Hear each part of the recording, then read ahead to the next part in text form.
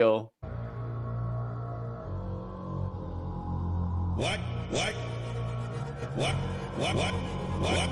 What? What? I don't have time to make breakfast. You're sitting like that. Why can't you? Why can't you? Why can't you? Why can't you?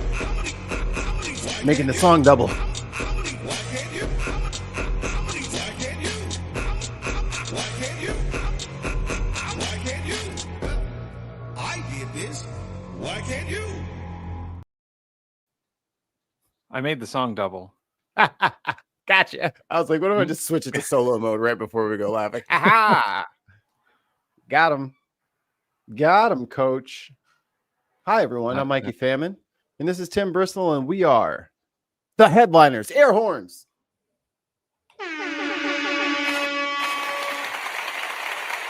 Fettuccine, linguine, martini, bikini.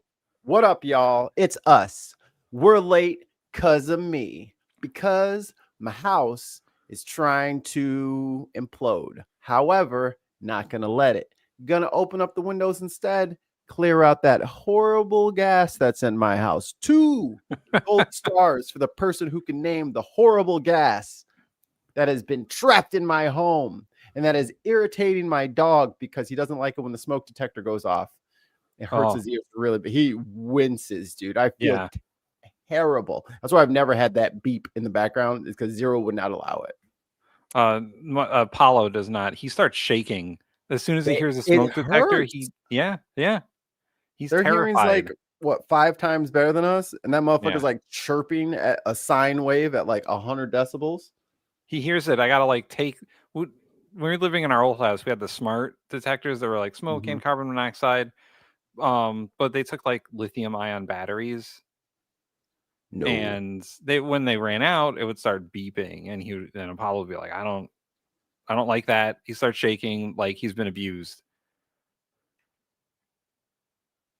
It is abuse. It's like one of them self-protection whistles right in their fucking face. No, before we start the show properly, we got a couple of Gina, 2 months as a member. Whoop. It only seems like yesterday, but that might be the dementia kicking in. I agree. Who's Gina? What's this? Where am I? Is that my granddaughter, Gina? Gina. You don't visit me anymore, Gina. We got Greg gifted a membership. To whom? Thanks, Greg. To whom? It used to show us on here. Maybe that was on the other one. But I feel like they used to list like who was getting them.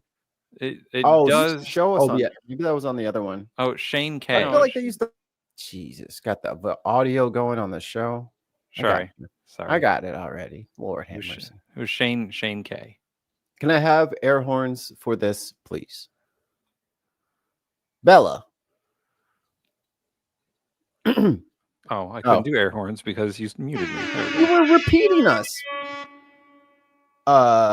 Gina. This guy over here.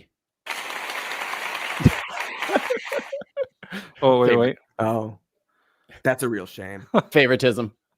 The Dark Lord Greg with the red eyes that never blink.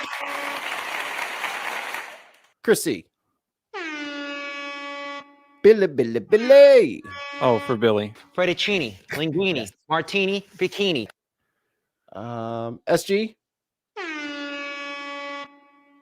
Genesis Undead Dead City. Sarah Davies. Big Diz. Russell. Purposefully disingenuous or even disingenuous. Why you gotta do Russell like that? Muttley Von Eric coming to the stage. In the business. All right. So good morning, everybody. Hello. Sorry for my tardiness. The dog could not stand the smoke detector, which was detecting carbon monoxide. But none of the other detectors are detecting carbon monoxide. So I think the detector might be a piece of shit. Because it is. Like, I ain't never had a smoke detector that took AA batteries. Like, are you kidding me? Yeah, don't they usually take those D batteries? As 9 volts. Yeah, you gotta have 9 volts. Yeah. And you put it in the little harness. Mm-hmm. and it lasts for 6 months. It's a great way. Yeah. Well, not these fucking piece of shit cheap motherfuckers that just go off for no reason. But hey, yeah, sometimes they're my smoke detectors used to hook up to the Wi-Fi. So if I was away from the house and the smoke detector went off, it would tell me. It would be like, "Hey, your house is on fire. You should do something about it." don't tell me how to live my life. But yeah, we're all safe and sound here, and there is no carbon monoxide leak out of the stairs. Like I And- don't like. There's nothing even electrical or anything. We have like a very weird pocket of air up there. So And if Mikey passes out, we'll just call the police. yeah, Tim knows how to get me. Yeah. Get me a rescue team. Yeah. And like I Call in. started, if monoxide thinks it could take me out, you didn't see me in my 20s. SG, so when does the U.S. declare that it's definitely an authoritarian police state working towards full fash? Does an official statement go out or something? I mean, I hope so. I thought he did already. I thought he did that already. We saw his inaugural speech or whatever. Do you remember the first inaugural speech, the American Carnage speech? Oh my God. And then Marjorie Taylor Greene was in the crowd looking like Cruella DeVille. Yeah. Oh my God. Trump is going to be like, there's going to be like a history book that's just dedicated to the shit Trump did. Yeah. I mean, if there are history books in American future, you never know. You never know. Oh, I think there will be, because I think like some people on the left have accurately predicted, they are writing checks that their ass can't cash. Yeah. Yeah. Especially They do not want to fight the people and try to subjugate them. I think that is a poor idea. Especially this fucking shit that's currently going on in Texas. The Texans, that's who you want to start your fight with. The Texans. Oh, I know. I'll go after a college. How about Harvard Law? Dumbass. Yeah. I'll find someone to bully. How about China? How's that working out for you? I asked one of my professors in the spring when I was still going to school about like the whole DEI and college stuff and all that. And because our college, the college I went to, was full of it. Like there are entire like departments dedicated to it. And I was like, why isn't they going after us? And the professor was like, we're not Harvard. We're not Yale. We're not Columbia. It's a state university. Nobody gives a shit. They're not well funded by their former graduates. Yeah. There was even like an initiative in the school for like social justice. That was the president of the university's whole thing was social justice. We were a social justice school.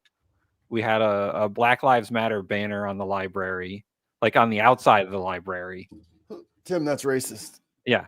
And there were various protests and whatnot. Like we had the pro-Palestinian protests at the school. It was covered in the local papers, but once again, it's a state university. Nobody gave a shit. Right. Like my university was as progressive and as activist as many others, but because it's the third most populous school in New Haven, Connecticut. Like it's not Yale, it's not Quinnipiac, so nobody gives a fuck. They don't really give a fuck at the other schools either. They just didn't want people out there saying, hey, Gazans are being genocided. They're like, hey, shut the fuck up. Don't say that. You're making me uncomfy. But I'm from Palestine. Shut up. You can't say anything. You're going to make the Jewish kids feel bad. It's like, these kids are Jewish. So they're shut up. The other Jewish kids that don't go to the school. It's like, what is happening? Who are we protecting at this point? Oh shit. Unplugged myself. Like who's the victim of these college kids with poster boards? Yeah. Who's the person who's saying this is too much? I'm losing it, y'all. They got me surrounded. They got signs. They got lots of signs. And then in UCLA, you saw all of these fucking weirdo motherfuckers just coming out the woodworks with fucking Bluetooth speakers, pumping shit at like 120 decibels right in their faces, not letting them sleep, throwing shit at them, dragging them out of their tents and beating their asses. And then the LAPD showed up eventually. Well, they were there already, but they were sitting on the sidelines. And then they came in and arrested the protesters and let all the people who committed violence against them run free. Sounds like the West Bank, if you ask me. If you ask me. So speaking of Texas, Tejas, fajitas, fajita, the land of the fajita. Thank you, Mr. Speaker. Let me say at the onset, Representative Hunter, that I have tremendous respect and admiration for you and for your years of service in this chamber. But I must also say with equal candor that I am deeply disappointed. I am disappointed in the willingness to mask the racial realities of this map underneath the guise of partisanship. Courts have been clear. Partisanship is not a license to engage in racial discrimination. It wasn't until today that I more fully appreciated what Dr. King. I mean, that's the excuse that the Republicans in Texas gave. This is for partisan advantage, guys. It's not racist. We're not doing a racism. This is just for party advantage which is what the Supreme Court allows. Certainly not racist at all. King wrote in 1963, sitting in a Birmingham jail, expressing his frustration with the moderates of his time. He said that shallow understanding from people of goodwill is more frustrating than absolute misunderstanding from people of ill will. Lukewarm acceptance is much more bewildering than outright rejection. Representative Hunter, you have criticized my colleagues and I for breaking quorum to protest and to draw attention to these maps that deliberately sideline minorities from the political process. But as Dr. King reminded us, there are those who are more devoted to order than to justice, who prefer the absence of tension than to the presence of truth. I took time away not to avoid my duty, but to better understand the real implications of these maps on the people I serve in a district that is majority Hispanic, and on the more than 11 million Texans who look just like them.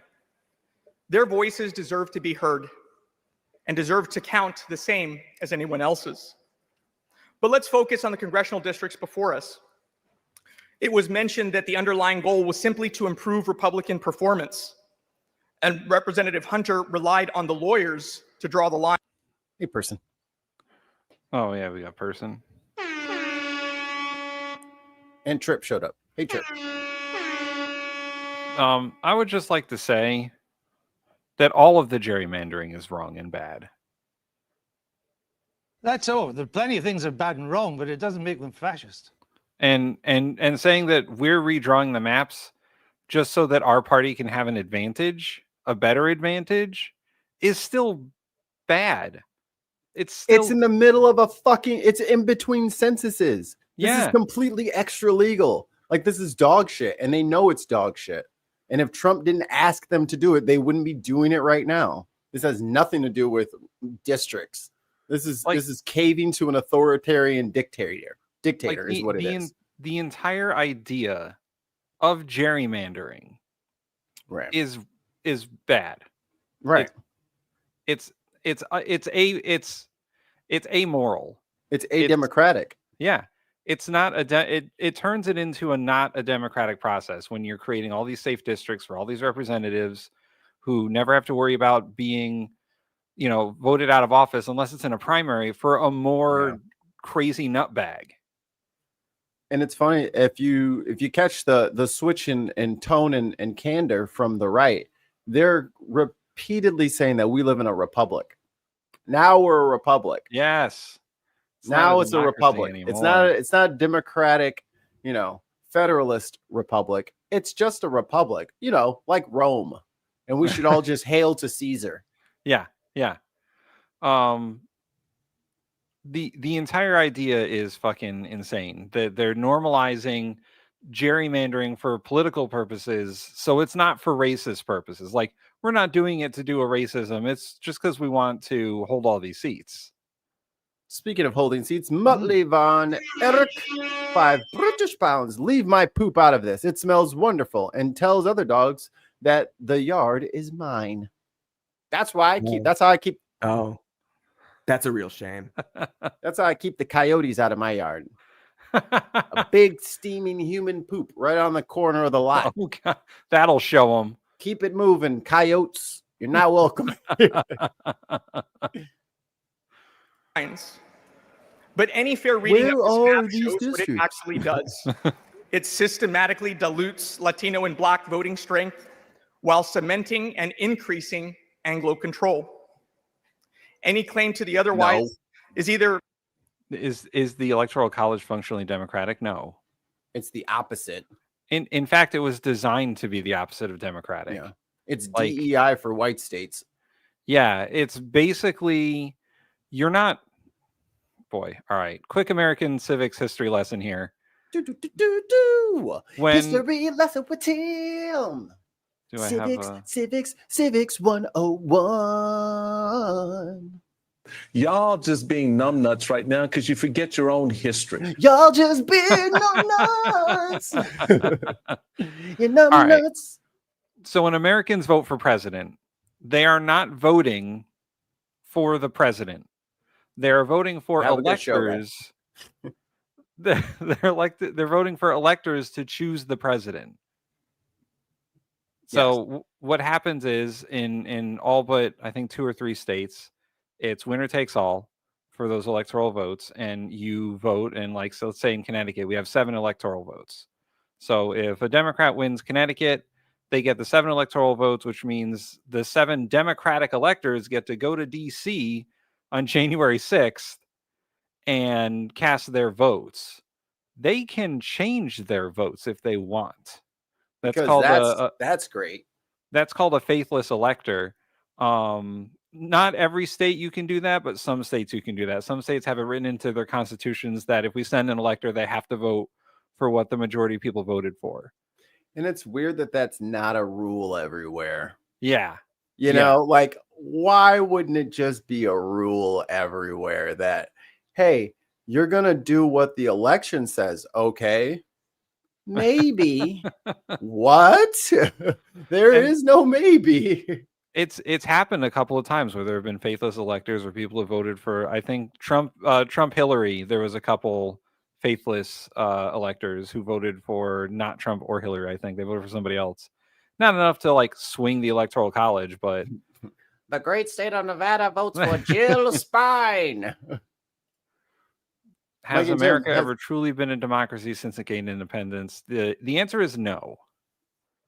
Not like And- that. And to dive deeper into that, the reason it isn't is because the original Constitution, the only people that were directly elected was the House of Representatives. Yeah. The president had the Electoral College, and senators were chosen by their states. Right. Wasn't it appointed by the governor? Every state had it different. It Okay. was either appointed by the governor or the legislature, or just like someone said, "Hey, that guy over there, he's senator We now." choose Bill Murray to represent the great land of Lincoln and his America- junior senator, Oprah. America has become more democratic up until 2016. Has become more democratic over me- time because we allowed for the direct election of senators. But it's Allow me to nitpick. yeah, And you have the correct answers. You can tell me if I'm off base or whatever. yeah. Would you say that on a local level, it's much more closer to a democracy rather than the federal level? Like, I think the closer you zoom in, the bigger your democracy gets in your viewfinder. Yeah, I would say that like the most local levels, like your town councils, your mayors, your county governments. Exactly that. And you Yeah. don't have to be part of a party or anything. You can run to be on the council, and then like that. I think that's like the bare bones like democracy that America has. Yeah. And then when you get above that, you start getting into the bureaucracy side where they're managing all of these different little democracies. Yeah. And then it all kind of goes into a pyramid where the federalist US federal government is at the top, and that's Capitol Hill and DC and all that shit. But I think down in the mid and lower levels, like states have make a lot of their own rules. It's voted on by their own people. They can do it whenever they want. It's not on a certain day. You know what I mean? Like if something happens in the moment, they can decide what they want to do. So I think like the further you zoom in, the more democratic we get. But on the federal level, yeah, we are a federalist republic where representatives from each state come to a central place. There's a floaty in, go away. It's like sucked in a like tornado of like my fan vents, and the other fan is like floating in my face over and over again. Get out of here. But yeah, like on the federal level, it's not anywhere near as democratic as the local level, which is why local politics is important. Yeah. And really up until 7 months ago, I would have said that local government is the most important form of government because it most directly impacts your life.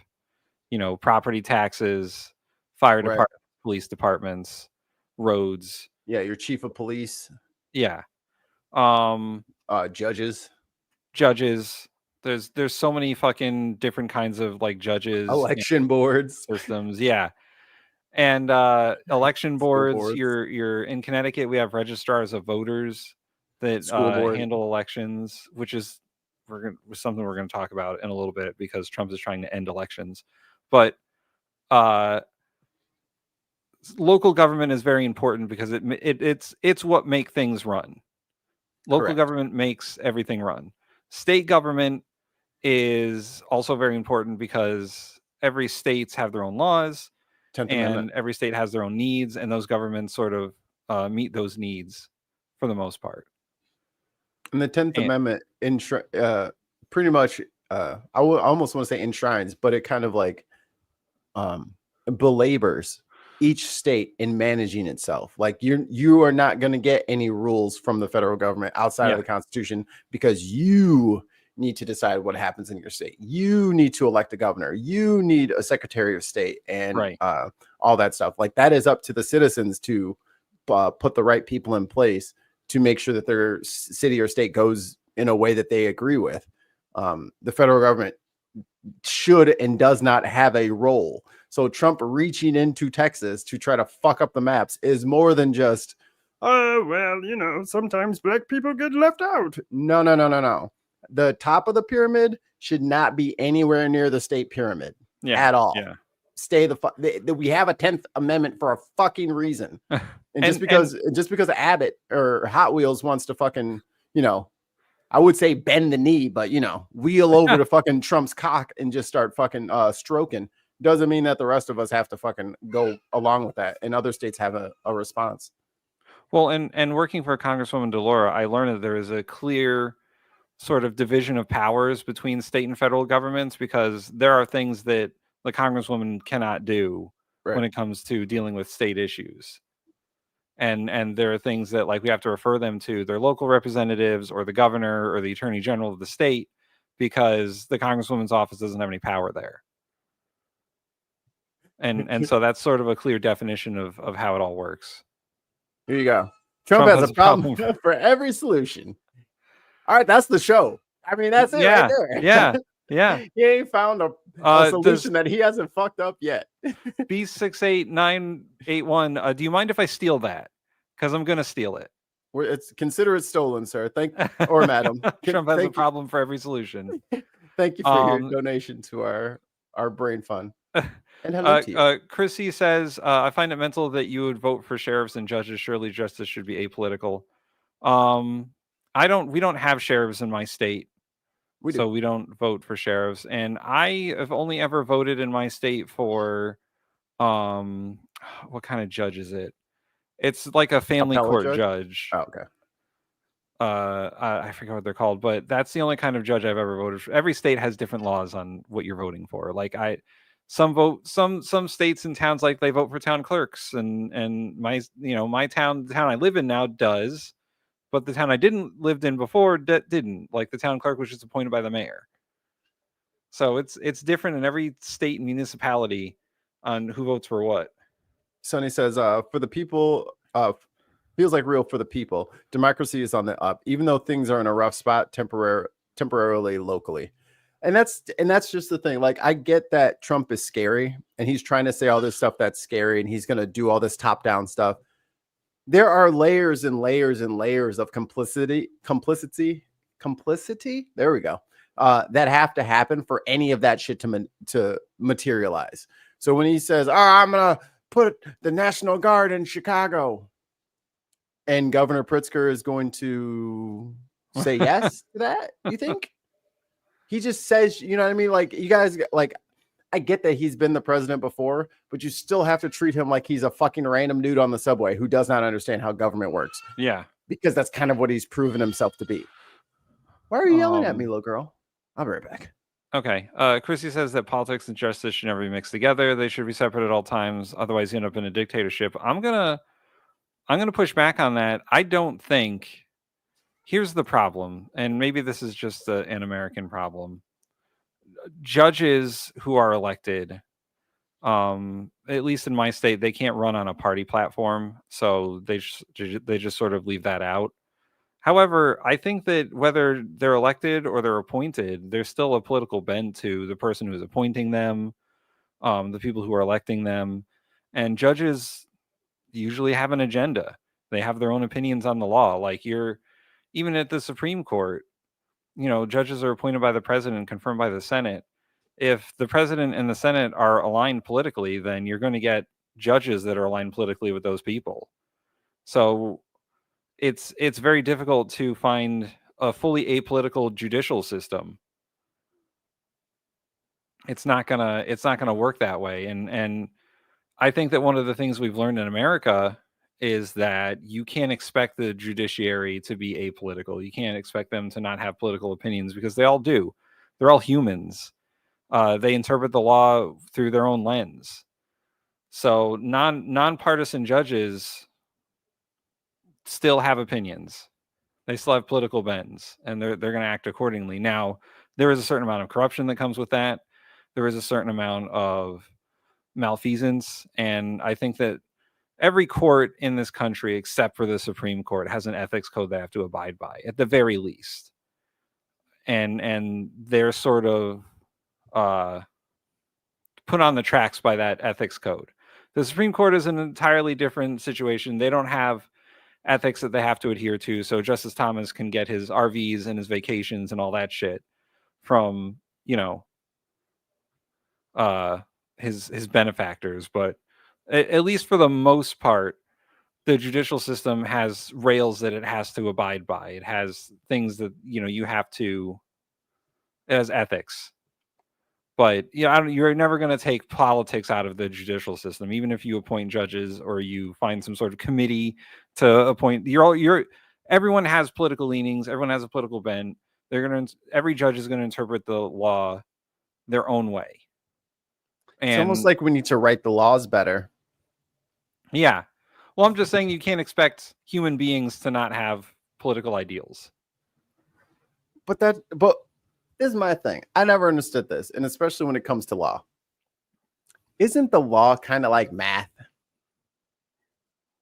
And it's like proving a right triangle is a right triangle, and you have your proofs, like angle side angle, or what I mean? Like, there's ways of determining whether something factually did or did not happen, whether something is or is not true.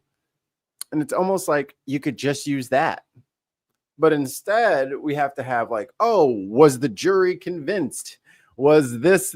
Was it, you know what I mean? It moves into this parasocial space for absolutely no reason. And we maintain this system for absolutely no reason. I don't know if I would say the law is math. I would say the law is creative writing. That's it shouldn't be. Like. Well, that's what it seems like. That's what I'm saying. I'm saying it should be math, because it is math. There is a literal book that all of these fucking lawyers have to read, and all these different cases that they have to read. And they say, okay, this is how this is determined. This is how this is determined. Here's a really good this is a really good analogy for the law. It's like Dungeons and Dragons. All right. There are rules, there are rule books that are written and they say very specific things. However, Correct. the players interpret it however they want. Right. But the rules remind them of whether or not what they're allowed to do is allowed or not. Right. But you can bend the rules and you can interpret the rules. Depends on your DM. I'm saying, why do we need a That's why it's a perfect analogy. It depends on your DM. But this is not D&D. So there shouldn't be any wiggle room. That's what I'm saying. Like, I agree that it works like D&D, except for the DM has to follow the rules. That's law. It's a D&D rule book, except you have to play it by the book. If you want to go outside the book, I would consider that extrajudicial. If you don't have precedent on it, like Terrence Clarence, what the fuck is Clarence Thomas. Terrence Clamus. Terrence Clamus is clearly violating the rules. Like, if a D&D DM was keeping everyone's fucking dice at the end of the game, I think people should say something. That there is nothing in the rules that say we have to pay you $20 and then you get to have our dice at the end of every session. That is not in the rules. But for players to continue to show up and donate their fucking dice into a system that is clearly corrupt, that is what I'm saying is the issue, where this shit needs to go back to being math. Did somebody commit the crime? Do you have evidence for it? Okay.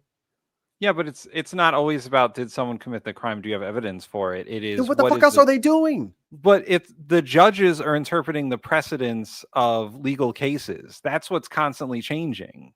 Did they commit the crime, and is there evidence for it? End of sentence. If I can't prove that you did something, I can't waste your fucking time and drag you in and out of court for 1,000 years. Prove it or move the fuck on. But the jobs of these other judges who are like federally appointed judges who handle cases that eventually make it to the Supreme Court, their job is to determine, is this a crime? Has this been a crime in the past? Is it still a crime now? That's what they're trying to figure out. And that's what the whole last 7 months has been, is what the Trump administration doing unconstitutional, according to the DMG, right? According to the DMG, is this a rule that he's breaking? And if there's nothing written there, they have to decide, is this, can you still play this game? They have already violated this has been an entire decade of gaslighting the American people into thinking that the Constitution doesn't say what it says. Your eyes are wrong. Nothing that he's done is actually against the rules, because the way that we look at this, no. And speaking of precedent, has any other president tried to do any of this bullshit? No. Well, absolutely not. That's why there's a lot of, are they figuring it out right now? So if there is no precedent to be doing what you're doing, why do you feel entitled to do it?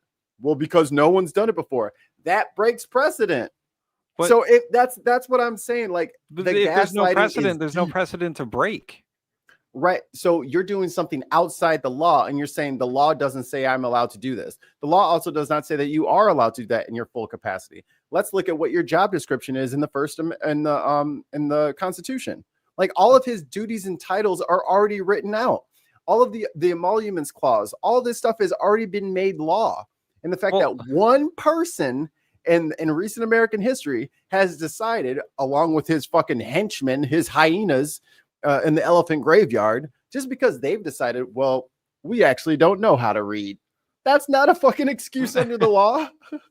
I don't even know that was a law. I would interpret it as if there are players who are power gaming, who are using the interpretation of their class and race to do maximum damage. We love D&D. Back on D&D now. Okay, so let's say somebody comes into the D&D, into the game. It's Thursday night. We got our snacks. We ordered pizza. We all got our fucking little player cards, our player sheets nearby. And then this dude just starts bringing in spells from some third party, and he's just letting it rip. He's just letting it rip. Meanwhile, everybody else is min-maxing, trying to stay alive, doing their best. You got a real hard DM. And this guy's just bringing it. Oh yeah, this is touch of Thor's hammer. Yeah, it deals 6d20 damage. Like everyone would say, you're not playing by the rules. And he says, there's no rule that says I can't do that rule. But there is. Like, Well, it's not it's like a D&D game that everybody promised to play by the rules, and then Yeah. someone brings in third-party spells, and then the DM's not correcting them. Yeah. Well, and yeah, that's the problem, is that the DM's not correcting them, right? The DM's like, I don't know. We'll give it a shot. But the D&D is in the D&D, but the DM, Dungeon Master, let me stop. The Dungeon Master is in violation of his own agreement. Because he's the one that said, all right, everybody, we're going to play by the rules. And then this guy brings in third-party spells, and then the DM allows it. Yeah. Both of them are wrong. That doesn't mean that that person, just because he's the DM, is right. Our justice system is the same way. If a judge allows something illegal to happen, it is still wrong. Well, I guess the way that the justice system is set up is that there's multiple tiers, right? So let's say, for example, the executive order that Trump wrote that was getting rid of birthright citizenship. Okay. It failed in 3 lower court cases, and it got to the Supreme Court, and they're like, we're not talking about this. So what happened is that the Supreme Court didn't want to go against the other courts. However, they also didn't want to go against the president. So they're like, this is not about birthright citizenship. This is about those lower courts fucking us over. So we're getting rid of the power of those lower courts. It's like if there were 3 DMs who all had power over the game, and the DM who had final say was like, yeah, those other 2 guys, they're fired. I'm the DM now, and I get to say what's going on.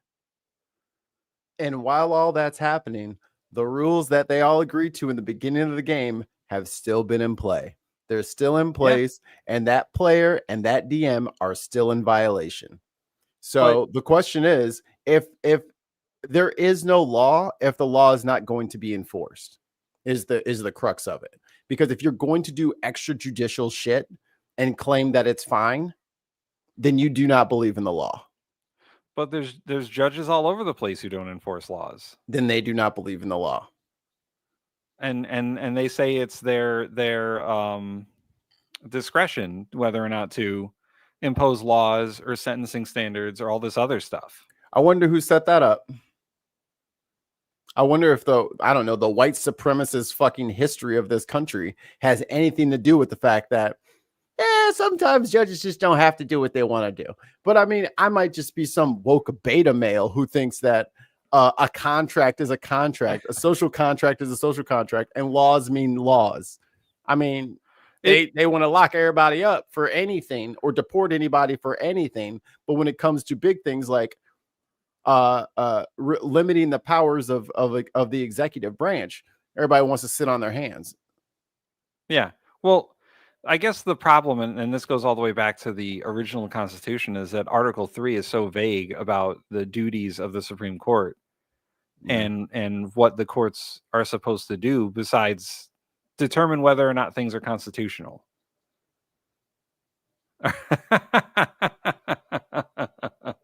Oh, and they're liking the energy level on your beanie. I also have the dumpster fire because it's been that way. What's the logo in the middle? Is that Irish? Yeah. So whiskey? This is the Teeling Distillery logo from a trip to Dublin. Dublin? It's a phoenix. It has nothing to do with Nazis. I just want to point that out. It's been argued to me by the past in the chat, and I just want to say that it's supposed to represent a phoenix. Tim's like, I'm doubling down. Fuck it's y'all. It's the logo of a whiskey distillery. It has nothing to do with Nazis. It's European, damn it. It has nothing to do with these fucking shitty Confederate motherfuckers.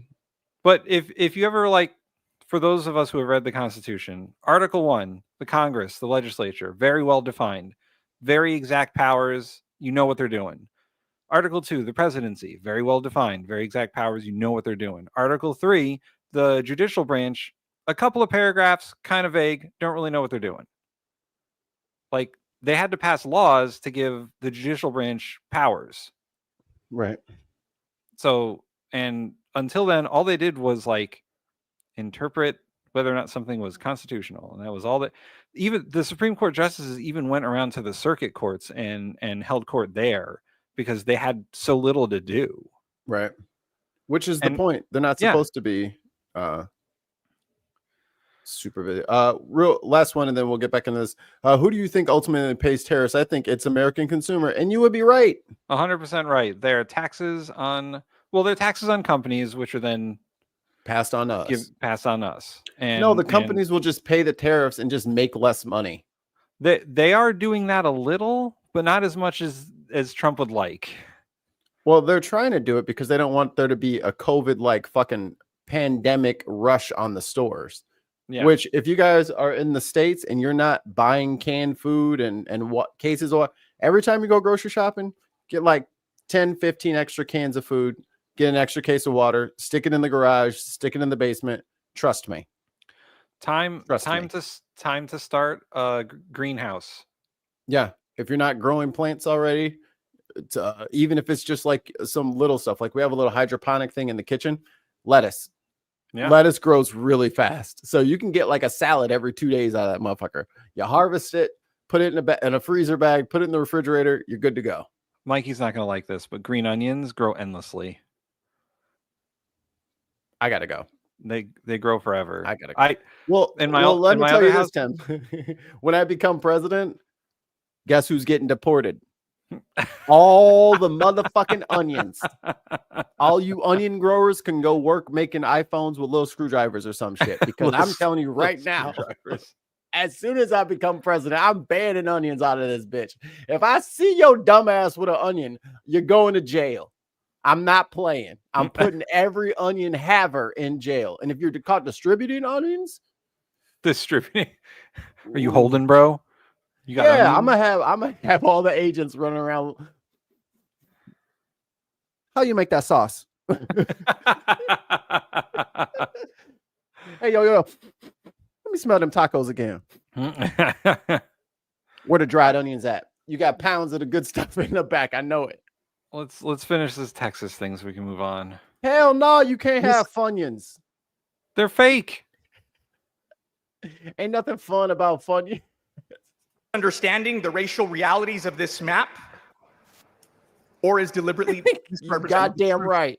And neither approach is worthy of this chamber. We have not seen a map this deliberately engineered by skin color since the days that brought Americans to march from Selma to Montgomery, Alabama in the 1960s. Marches to protest laws designed to sideline Black voters, marches that helped to bring about the Voting Rights Act just months later. Today, Hispanic and white Texans each make up about 40% of our state's population, equal in number. But under the proposed map, 26 of the 38 congressional districts, 70% of our entire state's congressional delegation will be controlled by white majority districts. You cannot say you found a way for one racial group that is 40% of our state's population to have 70% political control in this state and say that the racial disparities are merely coincidental. 45 years ago, Anglo-Texans made up 66% of our state's population. Today, that number is 40%. Yet your map freezes white political control as if the demographics in this state have not changed at all in the last 50 years. And somehow, in the 10 hours it takes to drive from my district in El Paso to yours, Representative Hunter, on the coast, across this vast and diverse state, your lawyers somehow managed to draw non-racial lines that will leave your party representing 90% of one race. And in case if your lawyers didn't advise you, it's not Hispanics or Blacks. Why does your party want to represent 90% of white Texans, but not 90% of Texas Hispanics or Blacks? Because this map has methodically carved and segregated those populations to ensure they cannot influence elections in those 26 white-controlled districts. Here is the cold, hard truth. Under this map, white Texans receive 1 member of Congress for every 445,000 residents. That's a big ass For town hall. Hispanic, it takes about 1.4 million residents for that same representation. Big ass town hall. If you are black, it takes 2 million. That's In this proposal, a Hispanic Texan has 1/3 the political value of a white Texan under this plan, and a black Texan 1/5. What happened to 3/5? We'll only get one now. Damn. Goddamn inflation. It would take 3 Hispanics to equal the representation of 1 white Texan and 5 black Texans to equal the value of 1 white Texan. Under these lines, Texas Hispanics will be the most underrepresented population group in all 50 states. The level of underrepresentation will far exceed what even conservative courts have struck down in Louisiana, Alabama, and just yesterday in Mississippi. And yet, when confronted with these facts, a common distraction from proponents of this map is to point a finger at California or Illinois and to say, everyone does it. But no Democratic He is doing the whites, isn't it? California or Illinois systematically erases representation for a population that is 60% of this state. This map is an abomination. It is shameful. Cover your mouth if you're going to yawn, girl. You're on TV. Looking like a bullfrog. Kind of society Close your mouth. are future generations of Texas, Hispanic, and black children going to grow up in, where their government doesn't feel accountable to them? Where they've drawn the lines where they are only accountable to another group. Look at them having a fucking side chat over there. Yeah, shut the hell up. Focus. Damn. You'll be done in a few Based minutes. solely on the color of their skin. Girl. All Americans, all Texans, whether Republican or Democrat, black, white, or Hispanic, What? be appalled What? at what's happening here today. The poor Our whites. government is wanting a map where it would not be held accountable to the majority of the residents in its state, but to the ones that it hand selects, and in this case, by race. Mr. Speaker, I voted for you. Despite our vast political differences, I know you care about this institution Can you pause real quick? and the way that we do business. And I hope Democrats are fucking getting the goddamn message. Stop trying to work with people who are actively trying to ruin the whole earth. Like, stop with this fucking pretend camaraderie. And I reached across the aisle to talk to my friend. Are they reaching across the aisle to talk to you? Yeah. They're not. They don't care. They're not that into you, dog. Like, stop trying to fucking be a pick-me. Like, you saw what happened to Kamala. And that's the problem, is that the Republicans are so polarized against working with Democrats at all. And the Democrats are still trying to find some sort of bipartisanship in things. They just don't. They don't want to work with you. If they wanted to work with you, they would have done it. I mean, we all gave what was the guy? Kirsten Sinema, and then what was the other guy? Joe Manchin. We gave them hell on the left. Did the right accept them and bring them on board? Hell no. No. You're only hurting your allies by joining forces with the fascists. That's just, they're not going to amend their ways just because you agreed with them on. Look, we can both agree that the kids should be safe, right? Yeah. So let's just start chopping up immigrants and putting them like, this is what you guys are agreeing to as if it's some sort of middle of the road. I had to, like, Hakeem Jeffries, Bernie Sanders, all of you motherfuckers. Like, why is Rubio in power? Why is he anywhere? Because the Democrats said, well, he'll be okay. Right. And, you know, the ones who voted against it, you know, your Tammy Duckworths and your I mean, Bernie Sanders didn't vote for any of those motherfuckers. He voted for Rubio. He voted for Rubio? Damn. I forgot about that. Well, he won them all, I guess, but what's the point of fucking putting up an opposition if you're gonna let one dude in? And then Trump was like, all right, Marco, you just do all the jobs then. Yeah. Well, it is a problem both ways, right? It's a problem to not have bipartisanship because that means that things are just not going to happen. It's gonna Unless- yo-yo. Yeah. And it's a problem to have the bipartisanship because then you're just complicit in things. Well, it would be bipartisanship if these motherfuckers actually gave a shit about democracy in the first place. But you do not make a truce with somebody who wants to destroy the system. Yeah. That's And- not a truce. That's fucking suicide. Like, I don't know what the fuck these Democrats are thinking, but you cannot work with people who obviously don't want there to be a fucking government anymore. You can't put Linda McMahon in charge of schools when she doesn't want there to be a Department of Education. The FDA, or what is it? Not the FDA, the forestry guy, or the Secretary of the Interior, or whatever it is. He's a logger. He wants to open up the national park so we can cut them all down. The oil and gas guy's in charge of like the clean air. Like, this is a joke. We got a Fox News host, the Secretary of Defense. RFK's in charge of health. Yeah. Like, this is all backwards. And this is what happens when you work bipartisanly. No, you do the right thing by the people. And if Republicans want to get on board, cool. I was going to do it anyway. I'm glad that you saw the reason in doing this policy and joining me on this policy. That's clearly good for the American people. And, you know, polarization is a problem, right? Nothing's going to get done unless everyone agrees that it should get done. And, or the majority party has enough votes to get whatever they want done, like that big, beautiful bill. You know, they just barely got that through. But the eras in American government where the Congress was polarized have always been bad. Mm-hmm. Where the parties decided not to work together, or one party had such a huge majority that it didn't matter what the other party did. Now, the Republicans don't have that majority. They have a very thin majority in both houses, but they don't want to work with anyone unless it serves their needs.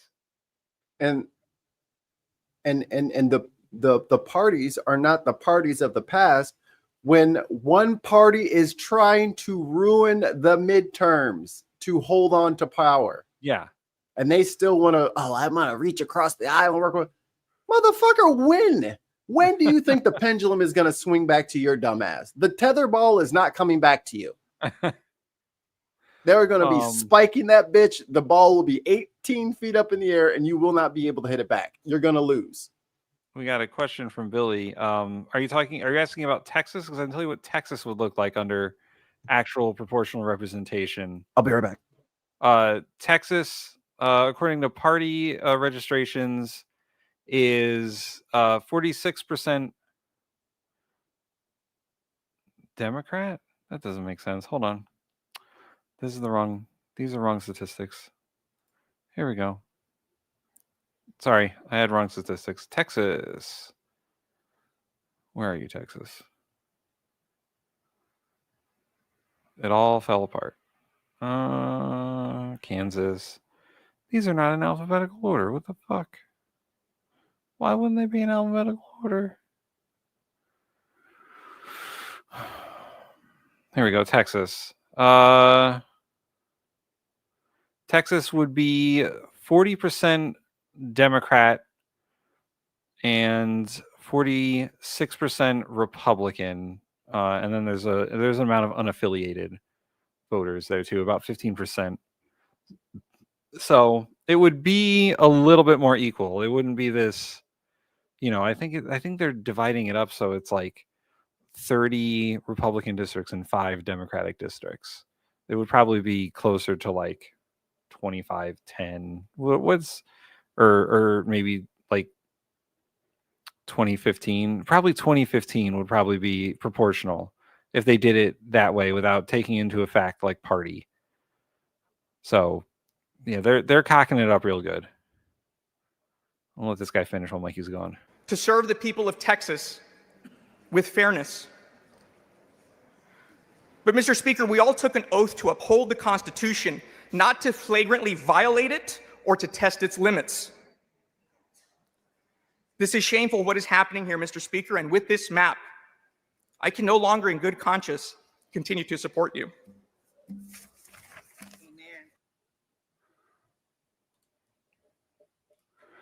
So that's what I think the Texas Senate is expected to pass the same maps today.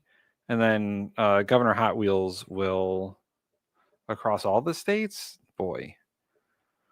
Let's see. Is there a total at the bottom of this fucking thing? Because so most states, right, are 55-45, 60-40. You know, I think that if it were done proportionally, it would probably be slight Democrat majority. Only because, you know, there's so many conservative states that are very heavily gerrymandered. Let's see. What would it be like if party registration, U.S. party registration, voter registration in the United States? Okay. Party affiliation.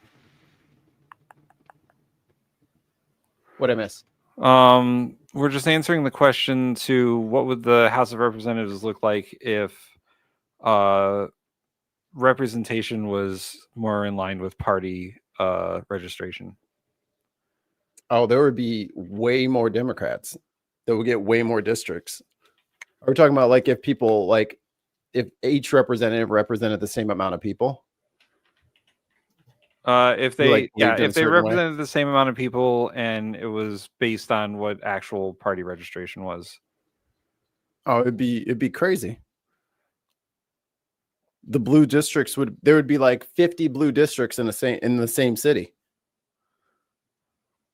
It would. So according to, I mean, this is some Wikipedia data, but according to Wikipedia data, it would be Dem plus 4. The Dems would have a 4-seat majority if it was proportional representation based on party. So it would be like an 8-seat swing. I don't want that. But I was saying that most states are like 55-45, 60-40 when it comes to party registration, one way or the other. The only outliers on that are Washington, D.C. is like 70% Democrat. When it comes to I mean, they only get one non-voting member of Congress, but I was about to say, and they have so much representation. yeah. But there are very few states that are so heavily one party or the other. Connecticut is like 65 Democrats. We were just looking up Texas. Texas is only like 46% Republican and 35 or 40% Democrat, and then there's unaffiliated voters. And the unaffiliated voters are the things that like people can't account for. Who knows how they're going to vote? Sometimes they're people that have left the party. Sometimes they've always been unaffiliated. They just never changed their voter registration from when they were 18, and they're like, I'll just be independent. Whatever that means. Some states, they want you to register, so they've closed primaries. Some states have open primaries, and you can do whatever you want. It's really the chaos of the American voting system. And we're going to get rid of the chaos, Tim. We're just going to let the president decide how many districts and how many seats everybody should have. Yeah, I was actually going to look that up because so Monday or Tuesday, I think it was Tuesday after we did the show. I think it was Tuesday after we did the show. The president said that he wants to get rid of mail-in voting and voting machines because Putin told him it was a bad idea. Yeah, you know, Putin was just telling me those you can't have fair elections with mail-in ballots. Here's a pop. Oh, here, give me that. Give me that. What? Here's a pop quiz for everybody. Over the last 3 elections, in which format did Donald Trump vote? Cue the motherfucking Jeopardy music. Do, do, do, do, do. He fucking voted by mail all the last 3 times. He voted by fucking mail. But now, how can you trust someone? But you were on the fucking campaign trail. Did you fly back to Florida to vote? No, the fuck you didn't. You were doing campaign events in other places. Yep. So how the fuck did you vote? How about the military, dumbass? How's the military going to vote? Hey, I know you're in the middle of a war, but if you want your vote represented, you're going to have to fly back to America or fucking scuba dive back to fucking America to fucking cast your ballot, and then you can resume your duties out in the field. Everybody votes by mail. We have a mail system, stupid. We use it. Trump says he wants to get rid of mail-in ballots. He also wants to get rid of all voting machines. KTLA's Annie Rose Ramos in the newsroom with those details. Annie Rose, good morning. Hey, guys. Good morning to you both. Yeah, the president announcing on it. You are tanted, girl. Their perky disposition Oh, hello. does not align with the severity of what they're talking about. The gravity of the moment. The president wants to not have elections. Well, that's so crazy. Thanks for kicking it over to me. Traffic at the 8s. I just wanted to, like, what is wrong? Morning with people? news for you. This is LA news. This is how LA gets down. A social media site Monday that he plans to lead a movement to get rid of mail-in ballots and voting machines in the country ahead of next year's midterm elections. Now, it was a long post, but part of what he said is claiming, quote, oh my God. All right, hold on one second. Midterm elections. Now, it was a long post, but part of what he Oh my God. Okay, I'm not going to do a voice, but I'll try and read it. Did you notice how it's not in all caps? He got shamed. He's like, fucking Gavin, fucking sexy Gavin. Hate him. $2 super chat from Greg. Am I really informing that's the wrong you? button. No, I'm not. I'm misleading you. Can the president end elections? Film at 11. Traffic on the 10s. Traffic on the 10s. Guys, stick around. We'll tell you what your kid shouldn't be eating at After 11. a word from our sponsor. All right. Monsanto. We make everything. Here we go. I am going to lead a movement to get rid of mail-in ballots, and also, while we're at it, highly inaccurate and very expensive, and seriously considering voting machines, which cost 10 times more than accurate, sophisticated watermark paper, which is much faster and leaves no doubt. At the end of the evening, as to who won and who lost the election, he's saying the voting machines that automatically tabulate the votes are going to be so much slower than people fucking hand counting ballots. Because no one hand counting ballots has ever made a mistake. They don't have Florida 2000. They don't have a political leaning either. Yeah. We are now the only country in the world that uses mail-in voting. Hey, Brits and Canadians, do you guys use mail-in voting? All others gave up on it because of the massive voter fraud encountered. We will begin this effort, which will be strongly opposed by the Democrats because they cheat at levels never seen before, says president who tried to do an insurrection to get the vote overturned. Fake electors. Never mind. And the whole fake elector scandal and the court case that is still kind of ongoing in Georgia. Rudy Giuliani. By signing an executive order to help bring honesty to the 26 midterm elections. Remember, the states are merely this is the argument that he's going to make, and that is going to be a legal argument for taking away state control of elections. The states are merely an agent for the federal government in counting and tabulating the votes. They are not. They must do what the federal government, as represented by the President of the United States, tells them for the good of the country. They do not. Their horrible radical left policies like open borders, men playing in women's sports, transgender, God, I'm doing the voice. Transgender and woke for everyone is so much more. Democrats are virtually unelectable without using a completely disproven mail-in voting scam, which Trump has used. He's mail-in voted. Elections can never be honest with mail-in ballot or / voting. And everyone, in particular the Democrats, know this. And the Republican Party will fight like hell to bring honesty and integrity back to our elections. The mail-in ballot is a hoax. Using voting machines that are completely and totally a disaster must end now. Ask Fox News what they feel about going after voting machines. Ask Dominion. Yeah. Remember, without fair and honest elections and strong and powerful borders, we do not have any semblance of a country. Thank you for your attention on this matter, Donald J. Trump, President of the United States of America. As if we didn't know from his Truth Social handle, Donald J. Trump, at Real Donald J. Trump. And stop the recording. You fuck with the wrong one, Tim. I just got you reading that whole thing. And I will be taking that 2-minute little piece and chopping Trump. Yeah. Therefore, you're gonna that I want to happen. You never did that. You're gonna wish. You're gonna delete that button right off of your soundboard because I got you saying all kinds of shit. You are mine now. But yes, that's what your president just said. No, your president. No, ain't mine. I voted for Trump. I was quoting Tim there. I'm gonna take your quote and I'm just gonna like edit it and then just add to the thing. Hey, I'm Tim. I voted for Trump. Just put all the words together. My name is Tim Bristol. I voted for Trump. I'm not like Tim, where I voted for Trump. I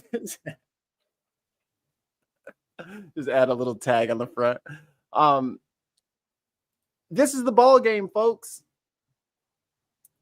Can you edit Tim? Read that up. Yeah, you know what? Not a bad idea. Not a bad idea. This is the game, folks. This is what we told you. Yeah. This is what we're talking about. And so back to our previous discussion, the law is the law. Reaching across the aisle is a joke. Do what is right for the people, and you don't have to worry about none of this. You don't have to worry about getting reelected. You don't have to worry about none of this. You don't have to worry about raising no money. Do what the people ask you to do, as to the best of your ability, and let them know how you're failing and how you're succeeding. That's all that politics needs to be. But instead, we've made a political celebrity class where these people are exempt from everything. They don't have to follow any rules. They can just change the laws willy-nilly. And then, we'll just make it legal afterwards. If y'all want to go for that, that's fine. But there is going to be some strong opposition to just giving the country over. Because he's in there, so we just have to let him do it. The fuck? The crazy part is that like you said, Mikey, he's used mail-in voting. In the last 2 elections, he's mail-in voted. And 3. He really lost 2020 because he told his people not to mail-in vote. And the Democrats had such an advantage when it came to mail-in voting that he thought it was fraud, and they all thought it was fraud. But it wasn't. People just voted by mail because it's fucking easier. And there was COVID. I don't want to stand in line for 2 hours with a bunch of motherfuckers hacking and coughing. And I got this little paper ass mask to protect me from pathogens. No thanks. This is all under the saying that voters should choose their representatives and representatives shouldn't choose their voters. Correct. This whole thing, the gerrymandering, this Trump fucking rant about election voting and mail-in ballots and all that, this is them trying to choose their voters. Or to make sure that certain voters don't get a voice. Yeah. That's all the voter ID laws. That's what that is. That's them trying to say certain people can't vote because they don't have a picture ID or a piece of mail, or they don't have this like specific document that they need to have so that they can vote. The Constitution said that everyone has the right to vote, and poll taxes are illegal, and all the literacy poll tests. Yeah, there is a long history of politicians trying to choose their voters in this country, and they've done it through any means necessary. And this is just the next evolution of that process. Yep. And trying the same old because he's an old, stupid, racist man. So guess what? He went back to the 1950s playbook and he's trying the same old shit that they tried back then. This shit ain't new if you fucking read a history book. Like, that's why I don't get like all these people like, this is so unprecedented. I was like, no, the fuck it is not. This has happened multiple times previously. But before, the Democrats or whichever opposing side was more willing to stand up and be like, this is fucking wrong. You're not allowed to do that. You can't change the rules mid-game because you're losing, or you know damn well you're about to lose. So you definitely want to get rid of these goddamn mail-in votes. Oh my God, these midterms are about to be cataclysmic for the Republican Party. Cataclysmic. Getting rid of mail-in voting is not good for Donald Trump. No. It's not good for the Republicans because the average Fox News voter does mail-in voting. And they're also like 70 years old. But that's why old people can't go to the polls as much. Right. Because they don't have transportation, or they don't have the mobility, or they don't have the means. So they mail in vote. I've run elections. I've seen it. Thousands of people in every town in this fucking country, because they can't make it to the polls, mail in vote. And if he gets rid of those voters, it's going to hurt the Republican Party. Cortez in the chat says it's always funny how the people in government live completely different lives than their own constituents, let alone anyone else. When I become president, I will be signing an executive order, and hopefully my Democrat aligned allies will support this. You, as a congressperson, will earn the median income of your district. Yeah, I mean, you want more money? Yeah. Get them some raise their quality of life if you want more for yourself. You don't get it off of their backs. Let's continue this fantabulous report. Said is claiming, quote, elections can never be honest with mail-in ballots or voting. We will fight like hell to bring honesty and integrity back to our elections. Now, during a meeting with Ukrainian President Volodymyr Zelensky in the White House yesterday, Mr. Trump went on to criticize mail-in ballots. Mail-in ballots, you can never have a real democracy with mail-in ballots. And we, as a Republican... You voted by mail! Isn't there doesn't Oregon only vote by mail-in ballot? I can look. Yeah, I think there's a few states that only vote by mail-in ballot. They don't have in-person voting. So those states don't matter, I guess. Party are going to do everything possible that we get rid of mail-in ballots. We're going to start with an executive order that's being written right now by the best lawyers in the country to end mail-in. The executive order doesn't mean shit for any of the states. It's not wholesale. Hey, this is for everyone. It's not a law. It's a policy issue to the executive branch of the federal government. The states don't have to do shit. Okay. 8 states. I was okaying the ad. Sorry, not you. Yeah. I was closing the little pop-up. Okay, whatever. Sorry. 8 states, California, Colorado, Hawaii, Nevada, Oregon, Utah, Vermont, and Washington conduct what are commonly referred to as all-mail or universal mail-in elections. In these states, voting is conducted primarily, although not necessarily exclusively, by mail. This article addresses the utilization of all mail elections in the United States. See the sections below for additional information, and I will copy and paste it in the chat for those who care. That's 8 states. I thought it was only a few. That's more than I thought. He's gonna have some real problems. The universal mail-in is like they were saying.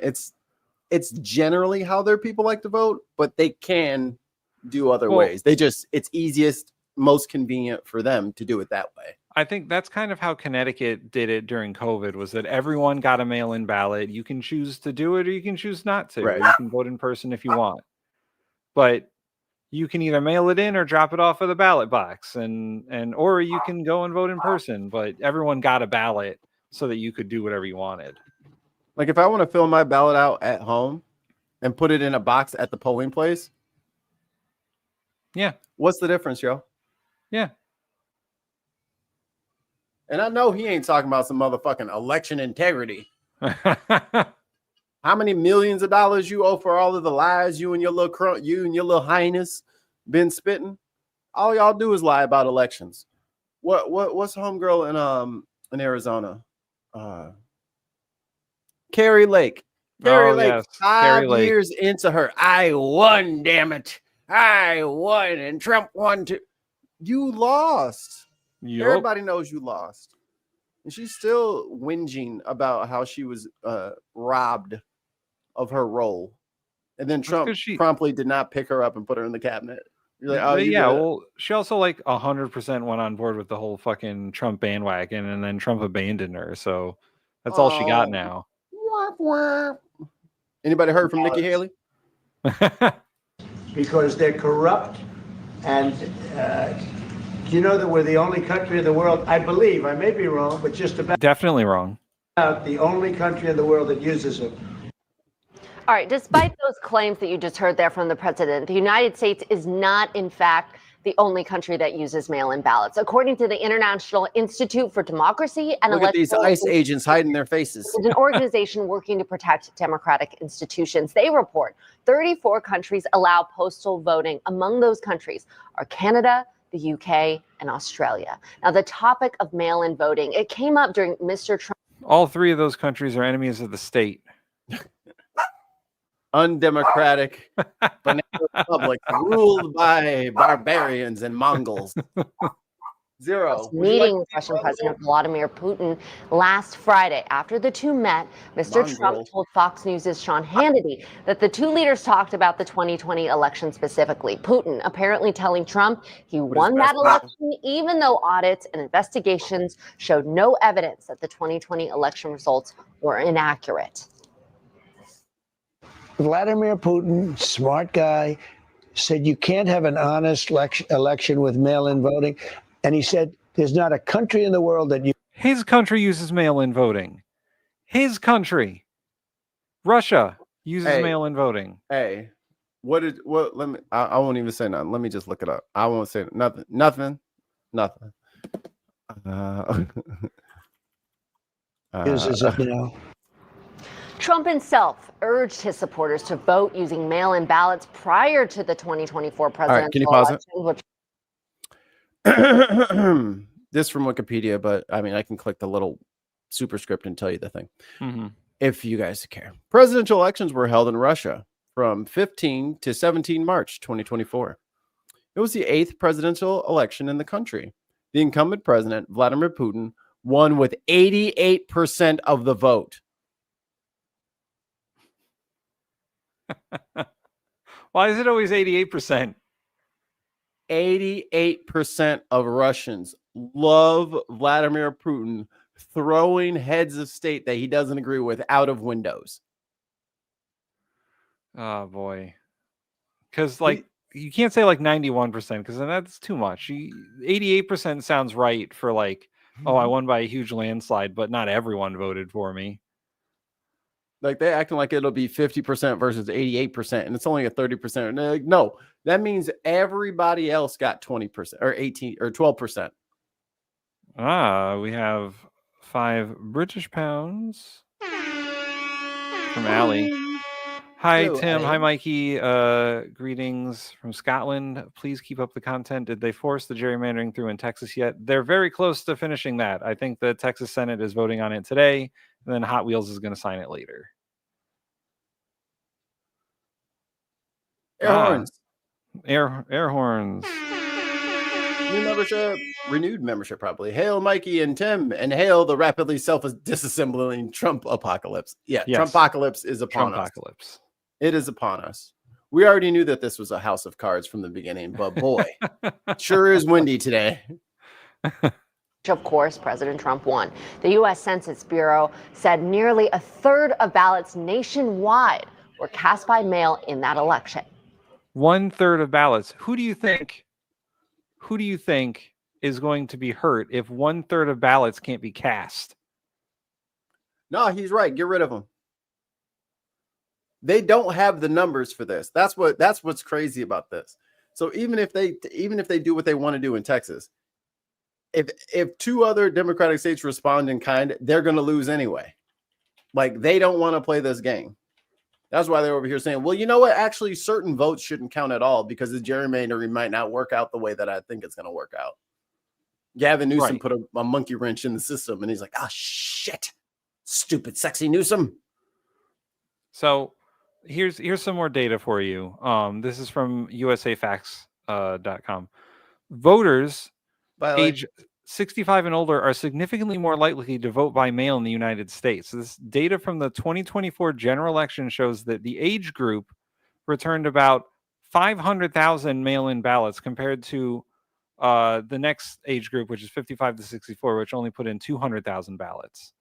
And younger voters don't do really any mail-in ballot at all. They do it in person. But they don't vote as much either. Like, we're talking about 55 and up is the biggest voting block. They're the biggest demographic for voting. The boomers. And the boomers, who are largely conservative. Those people not being able to mail in their votes is going to ruin the Republicans' chances of anything. They're not going to go stand out in the line. They're not. For 3 hours. They're going to lose every election if that's how they want to do this. And you know, in the states where they have those long lines, like Georgia, they're not going to be used to it. Yeah. They already fucking tried to kill people who are standing in line. You know, you can't give them water, you can't give them food or whatever, and you know, you have to be there exactly before the polls close, otherwise you won't be counted and all that stuff. Like, they're not going to fuck with any of that. They're not going to be there for that. But Tim, that's why we're closing polling stations on the state level, so that the lines are longer. We don't want to open up more polling stations so that people's voices can be heard and the country can actually reflect the wishes and demands of its citizenry.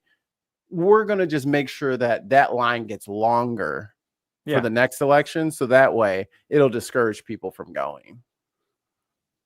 Like, it'll be better that way. Yeah. Okay. Yeah. Listen, you guys want to play that game? Just see who votes. You don't want to play. See who votes, because Democrats have a registration. Democrats already have a registration advantage nationwide. I just don't understand what happened. I thought it would work. And then everyone knows it should have worked. In the states where they're changing all these fucking districts, people are going to be so confused about what district they're in that they're not going to vote. Right. So you have even less people voting. The general philosophy for Republicans in elections, and this is across all elections everywhere in the United States, the fewer people that vote, the better chance Republicans have of winning elections. Because they want fewer people to vote, because they don't have the electoral advantage. They don't have a voter registration advantage. So it is in their interest to get as few people to vote as humanly possible. Because if the numbers are low, then like you said earlier, that 55 plus age demographic, they are way more likely to vote in like a pop-up election or something like that than all of these younger people who are, you know, probably working a couple of jobs, trying to hang out with their friends, trying to get a girlfriend, trying to live life. They are not doing what me and you are doing, where we are going through every single piece of paper that leaves DC, and we are like scanning it. We're making copies of it. We want our own copy. We talk to experts to find out like if this is true, or like everyone else is not doing that. Yeah, they're not doing that at all. They're just fucking, look, man, the Bulls are on tonight. Like, yeah, like, shit. Life is complicated. If you take away the ability of, let's say, 700,000 people to cast mail-in ballots, which they did in 2024, that's going to disproportionately affect Republicans. It's not the same game as redistricting or voter ID laws or anything like that. Right. They're going after their voting base by doing that. Yes. It's not going to be good. And the fact that they're going to Texas to replace 5 specific seats, like, why didn't you try it in, I don't know, Missouri? Yeah. Why didn't you try it in Indiana? Michigan? They are going to try it in Indiana. JD Vance went to Indiana to be like, hey guys, do you want to like make no Democratic districts at all? Yeah, good luck with that. Because y'all motherfuckers acting like, oh, well, if they don't like it, they can leave. What are you going to do when they all leave? Right. What I mean, Indiana and Illinois are not that far apart. What are you going to do when they all leave? Oh, Mikey. Allie just gifted 5 memberships. Mikey's going to look up who they are. I am. But thanks, Allie. Here we go. Some claps. We do not have unlimited money in the United States. The winners of today's gifted subs are, get ready for the air horns, Brenna Duncan, Neil the 604 Atheist, Amelia Wester, and Wayne Lewis.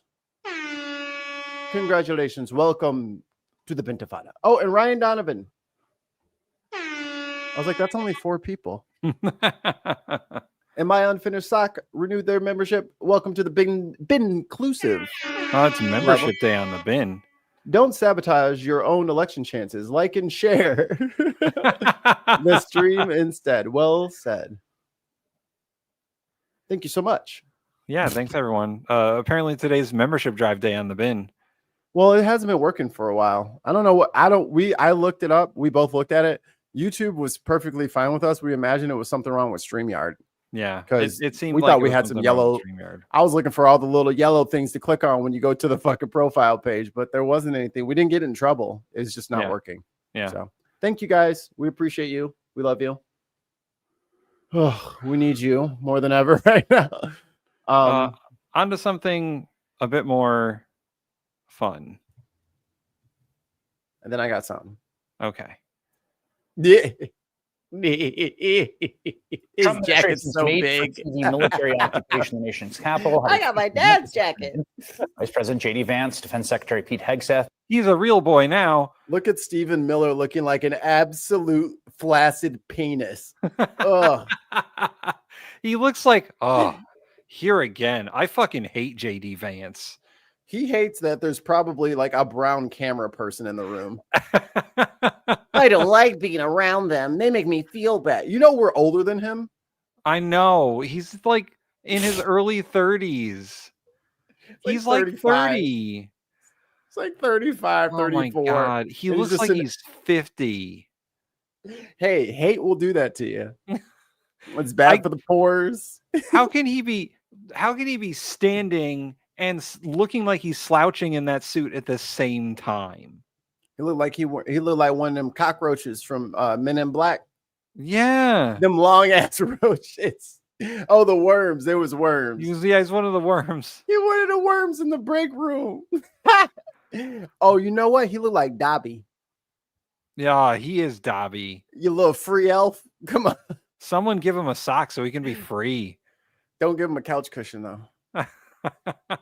Don't give him JD Vance's couch cushion. He might smell it. And Trump advisor Stephen Miller went to Union Station, D.C. to make a big show of visiting the troops.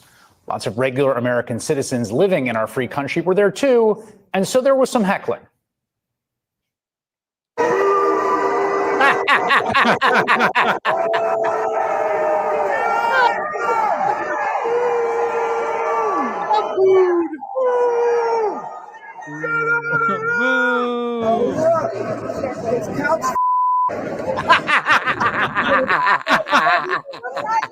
Yes, yes. Call him couch fucker. Yes.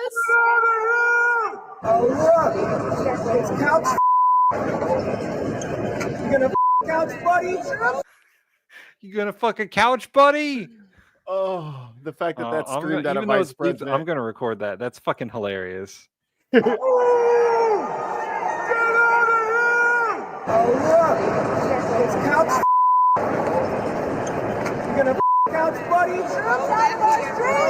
That's great.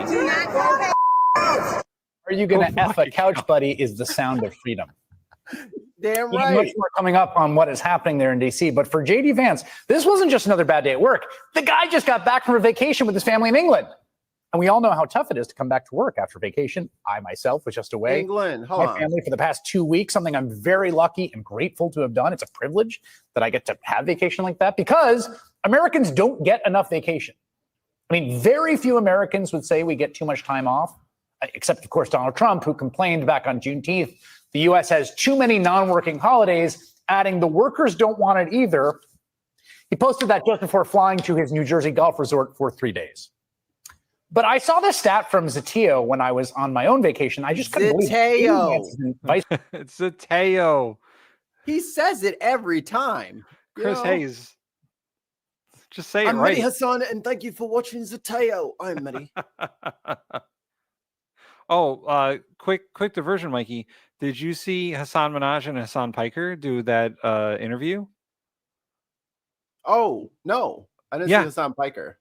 Yeah, it was Hassan Piker. Oh man, it was good. You got to watch it. I don't know if I like Hassan Minaj. And he has the same problem as Lin-Manuel Miranda. In every universe that exists, in every timeline, there isn't a way for me to not like these people. They're very likable, they're very popular. But we're in this timeline where how much I see you also goes into whether I like you or not. Like if I keep getting bombarded with your fucking face when I don't want to see it at that moment, I will build a resentment towards you that you have not earned. Just because I'm sick of seeing you already. It's you have to go away so I can like you again. You gotta leave a little bit. Yeah. You haven't like Trevor Noah was kind of getting annoying to me because he was just everywhere and I couldn't fucking get away. I like him again. Yeah. It was just too much. So maybe I'm just getting too much Lin-Manuel. Maybe I'm getting too much Hassan Minaj. So I'm trying to gird my loins against my inner thoughts, which are fuck this guy. He's so fucking annoying. And be critical. Not critical. Be objective. About why I don't like him.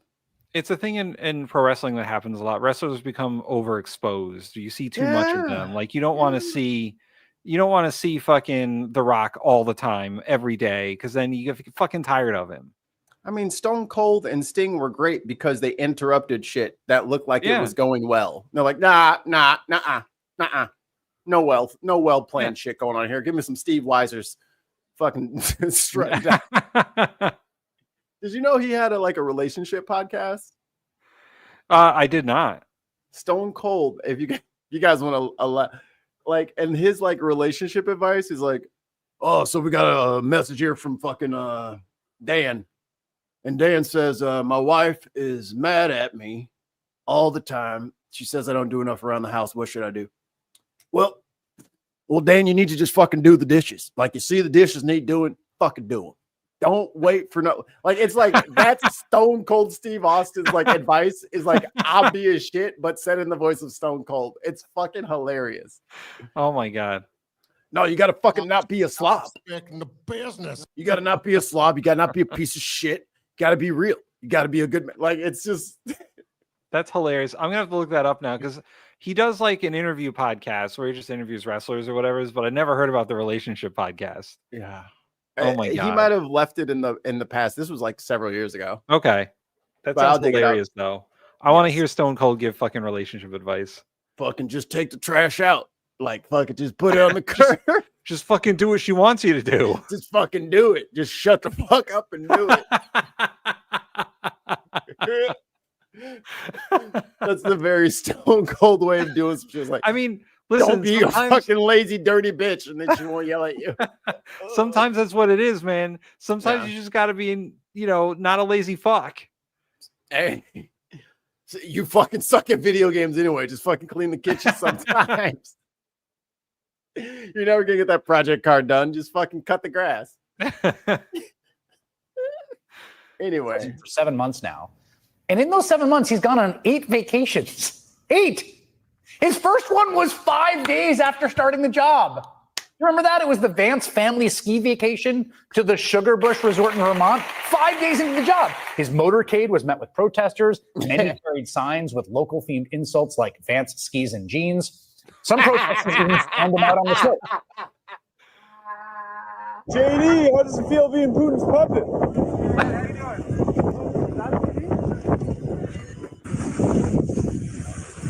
They just shitting on him down the slope. That's fucking beautiful. What? Drive by. It is a little weird for the vice president to go on vacation less than 1 week into the job. But then he went again in March, the JD and Usha Vance Greenland vacation. That was going to be a fun trip. Greenland. How long have you guys been working here? Bizarre territorial obsessions. They had to plan an extended trip with the whole family, the kids. They ended up staying for working at Greenland? I don't know what you're talking about. So how long have you been working at Greenland? How long have you worked here? In the What's country? your ID number? Just 3 hours to the U.S. Space Force base to avoid protests. Pause. USA is a fucking kindergarten. Oh my god. Yes. Screenshot. That's a good sign. Oh That's yeah, a good sign. I have a print screen button. Print screen. I put it on my what's it called? My toolbar. So I'm always one click away. There we go. The USA government is a fucking kindergarten. That is great. Hey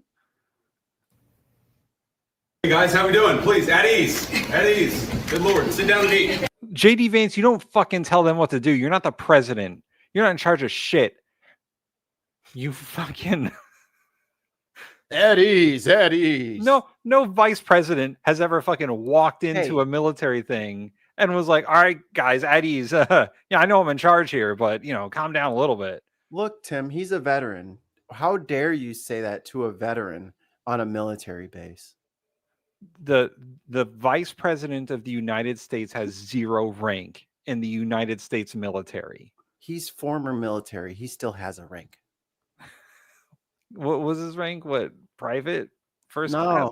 No, he went to officer school. That's right. He went to officer. He was a fucking journalist, wasn't he, or some shit? He's a butter bars. Let me see what his rank was. Yeah.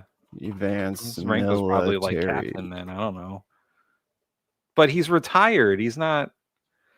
He's the vice president. During his 4 years of service, he was deployed to the Iraq War in 2005 for 6 months in a non-combat role, writing articles and taking photographs. He attained the rank of corporal, and his decorations include the Marine Corps Good Conduct Medal and the Navy and Marine Corps Achievement Medal. Oh, he was a good boy. So he went over there and wrote articles and took pictures, and that got him to the E3 enlisted 3 rank of corporal. So you got private first class, corporal, and then lance corporal. So he was the E3. And then after that, he went to venture capitalism. Veteran of the couch wars, JD Vance. The couch conflict of 2020. So yeah, that's what he did.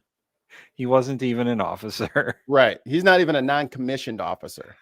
But he can't fucking walk into a place and be like, all right, guys, at ease. Sit down and eat. Don't let the vice president stop you guys from getting your chow here. No one ever would. Can you imagine? Can you imagine? Fucking. I take it back. I lied. I have to take it back. A corporal is an NCO. It is a non-commissioned officer. Okay. Can you imagine, like, fucking Vice President Al Gore walking into a military base, be like, all right, guys, at ease. Don't let the vice presidents. No one has ever let the vice president stop them from doing anything. I reversed Lance Corporal and Corporal. I owe myself 50 push-ups later. Okay. He has 2 jobs. Yes. He breaks votes in the Senate. He tie breaks votes. And he's the replacement for the president if the president were ever to stop being the president, which one day it will happen. Don't worry, guys. We got an E3. It's cold as here. Nobody told me. Up next was the fabulous Vance family Italian vacation 1 month later in April. Now, for that, they shut down the Coliseum to thousands of ticketed visitors so Vance's family could have a private tour. Nice perk. Imagine saving for years for a trip to see the Coliseum and you can't because the vice president shut it down. He didn't even show for that tour, by the way, reportedly to avoid the, yes, you guessed it, numerous protesters. That's the same trip where Vance got a personal audience with Pope Francis. Oh, that's where he killed the Pope. And the Pope died the following day. Also in April, Vance and his family had an India vacation. They got a private tour of the Taj Mahal, which was closed to all other visitors, along with schools in the area, so the Vances didn't have to share the view. Later, an awesome Vance family Disneyland vacation where we saw the vice president running. Oh my God, do not run. Very relatable. That is the most fucking dad run ever. Vacation where we saw the vice president running after. Like he has a giant load in his pants and he has to get to the bathroom. Who runs like that? Been there, very relatable. There weren't a lot of spectators because, you guessed it, the vice president's family got the run of several park areas that were closed to regular patrons, causing jam-ups and long lines for others who were on their costly summer vacations. Hey, pause it. Hey, remember when Trump said, I'm going to work at McDonald's? And then everybody who wanted to go to the McDonald's was like, we can't get no food. Right. Like, he's not serving us. Well, no, we just got like 5 or 6 people that we're going to do on camera, but we're closed for the night. And then they didn't even like buy food to cover the cost of the business for that night. The business was just out that business for the day. Yeah. Like that's what's crazy. He didn't just like, all right, give me 1 million Big Macs. And also I'd like to play pretend for a day. Well, it's a whole bunch of, you know, this is obviously examples of JD Vance saying, fuck everybody else. I'm the vice president of the United States. I can go and do whatever I want. Hey, one heartbeat away. So you better be nice to me, Joffrey ass motherfucker. It's a heart full of fucking Big Macs and Diet Coke. So my legs are very swollen. Lots of swelling. 5 pound super chat from Allie. Worked in Greenland. JD did hope it wasn't a sofa shop. Did you guys see the response to JD in the UK? I think it's in here. I think it's in here somewhere. So we will see. So we had the island to ourselves, which was very cool. I'd never been to Disneyland. They were shutting down the Disney awesome. World one. Yeah, that's sorry to all the people who are Disneyland for the longer lines, but we had a very good time. He doesn't even know where he fucking was. Disney World is in Orlando. Disneyland is in L. He doesn't even know what the name of the fucking park is. He doesn't care. He just wanted to be there by himself with his family. By himself. Finally, somebody to hang out with me. Now, look, I shut this down so that everyone can have fun with me. Now, eat your 14 eggs and get in here. Stuffing boiled eggs in his kid's mouth. Eat them. There we go. Keep the immigrants. Deport Trump and Vance. Get them out of here. Last month, Vance and the family had a little Nantucket vacation. A fundraiser, some rest and relaxation. I know a song about Nantucket. Because they were surrounded by protesters yet again. Lots of protesters. Hey, go back. There was one that was edited. Let's see if we can guess what it was. All right, press play. The family had a little Nantucket vacation. A fundraiser, some rest and relaxation, which was tough for them to find because they were surrounded by protesters. There. Something against something. It's a little too blurred. I don't know. What's that date? July 22nd in Nantucket? Yeah, July 22nd, Nantucket. Try and find it, Mikey. I'm on it. My Google foo is strong. Lots of protesters with lots of creep. Oh, man, they got the JD Vance meme in the background. Yes. That leads me to this comment that I've been sitting on since 12. Hey, so if I put the JD meme on my phone when I go to vacation, can you get Neil to pick me up in Victoria from Canadian Customs? I will do that. I will pass that word along. I will make sure that you can get back home. I got you, dog. Oh, we'll send the an owl to Neil to get him to cook, or we'll send Ali. Ali will come pick you up. I would also like to point out the "Go Hump a Couch" sign. Yo, that couch fucker meme, really, it's hilarious, and everybody knows it. And and that was supposed to be Elon's little brain trust over there, and that's where it all kicked off. Oh my god! Thanks to Twitter, that one. And then just 2 weeks ago, Vance and his family headed to Ohio for a JD Vance birthday vacation. I had a really good day. We woke up, we took the kids canoeing down the Little Miami River in southwestern Ohio. And then I played golf, and then I had a really delicious meal and ice cream for dessert. That's my perfect day. Part of why that river trip was so perfect was because the Army Corps of Engineers raised the level of the entire river for Vance's trip just to create, quote, ideal kayaking conditions for the vice president. Oh, yeah, that happened. I don't really want to see any fish. I don't want these rapids. Can we raise the water a little bit so we don't have to go through the rapids? I'm not a very good paddler. Can I get extra water to make it easier for my paddle? We got the Army Corps of Engineers to raise the level of the river for him. Oh, I think I got it. No way. No way I got it. You got it? Oh, no, this isn't the same line of people. It's another line of people. Some of the signs look familiar. It might be a couple of the same repeats or whatever, but I was like, no way I found it. But you can go ahead. I'm scrubbing through footage without the sound on. Vacation number 8, the Cotswold, England family vacation, where you stayed in a $10,000 a month manor home. Their presence snarled the roads. It rankled residents who said police knocked on their doors. Those are some good ones. Sawed off. I'm a never Trump guy. JD Vance, 2016. With his fucking meme face.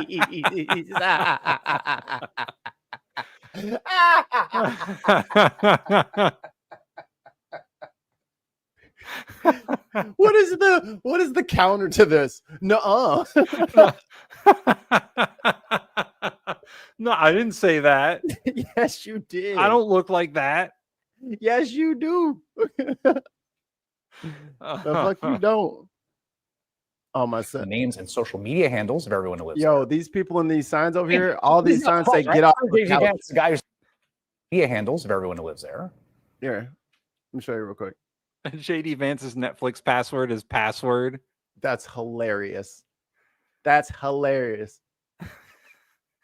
JD Vance claps when the plane lands. He's that guy. He's that guy. I lost it. But like there was like 13 signs I saw, and this protester was like, leave our couch alone or something like that. Or not our couch.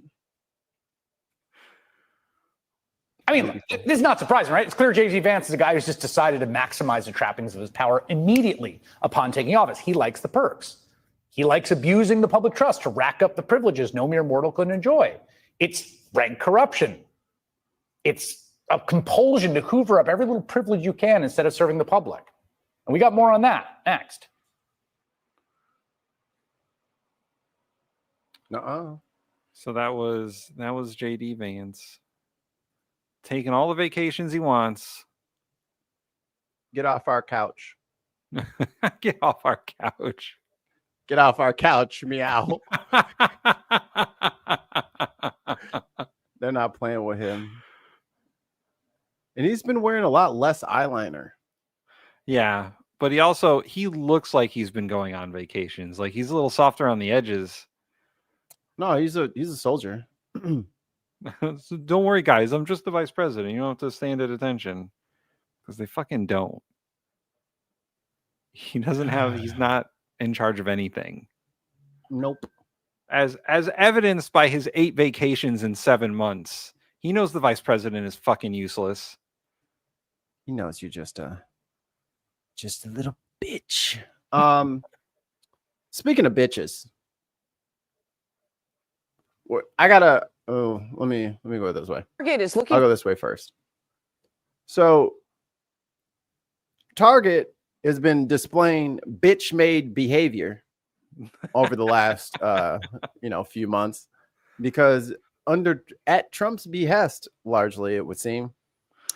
Now that Trump's in, they decided no more DEI, no more DEI initiatives. Let me look at the Target stock real quick, just so people know that I'm not just being hyperbolic. Where's do we have year to date? Perfect. All right, over the last year.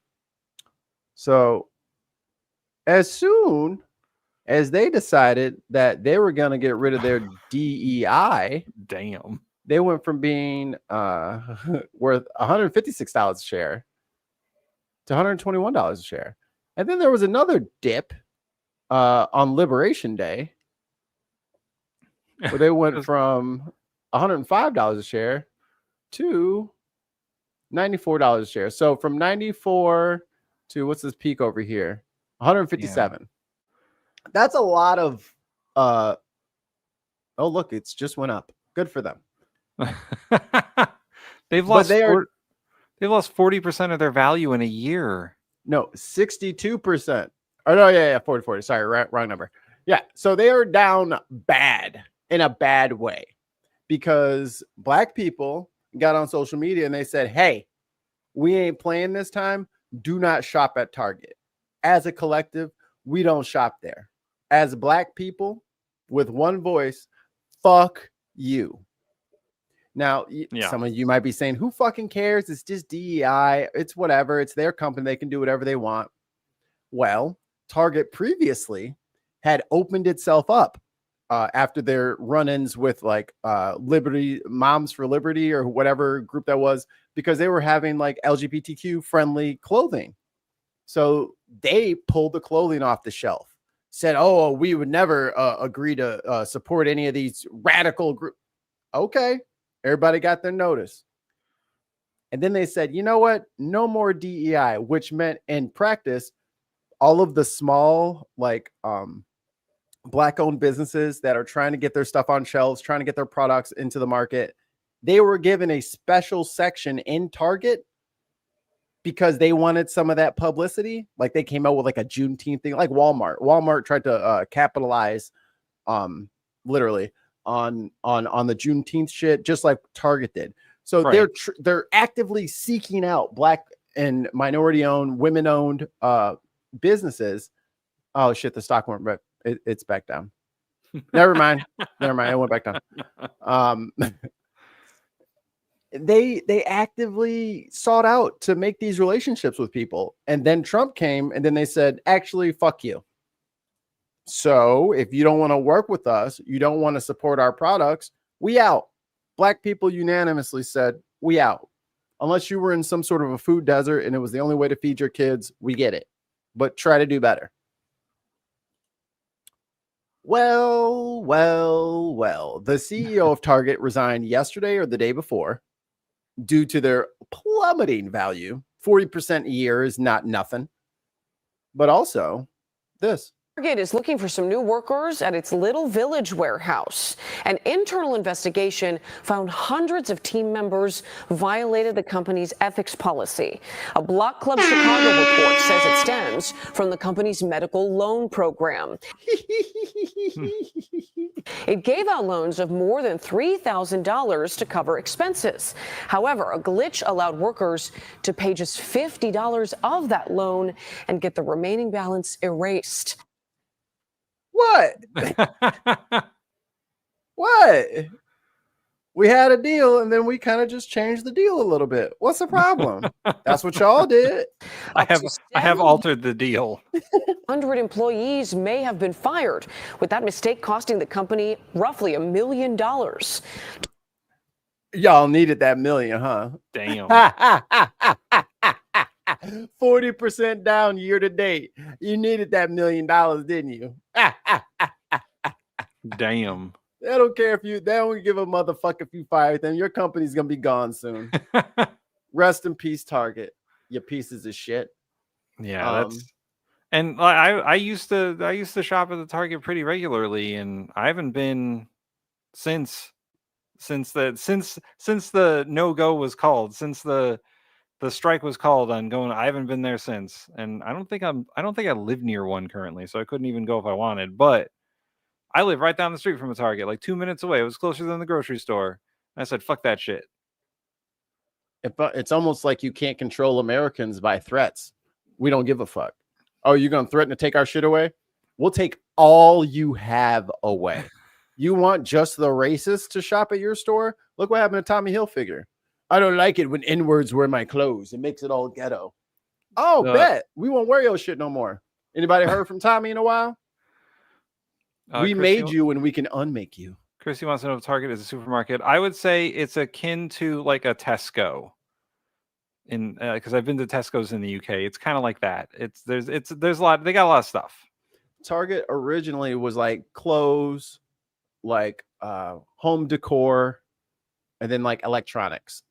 Like they'd have like TVs and video games and shit like that. But it was mostly just clothes. You'd go there for clothes or like a lamp, throw rug. And they have like their own brand of shit. And then they moved into like groceries and like dry goods, and then seasonal stuff. Like there's just a big supermarket that is mostly focused on like non-food things, but it does have like a full grocery store in it. Well, this is where I'm gonna get into my I'm an expert on this bag. Target is a department store, that has started selling groceries.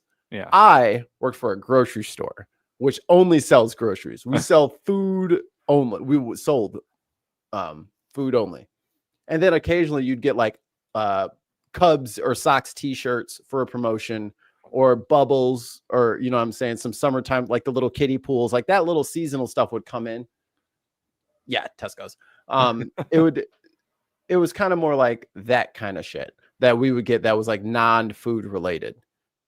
I have never and will never trust food from a retailer store. They're not grocers. Grocers are a very specified occupation. You have to have standards, you have to have experience, and you have to not always be after the bottom line, because at the end of the day, what we sell to people is what goes in their body, what nourishes their kids. So if you don't have some morality behind that, where not even morality, where you don't want to get sued into bejesus or shut down by the FDA, you have to have the right people in place to make sure that clean, safe food is making it to people's hands. Target is not who I trust to make sure that food is safe. Walmart is not who I trust to make food safe. Oh, I would never. They don't have the relationships. They don't have the people. And if you're like a DJ, it's hard to go out to bars. If you're like a basketball player, it might be hard to sit at like a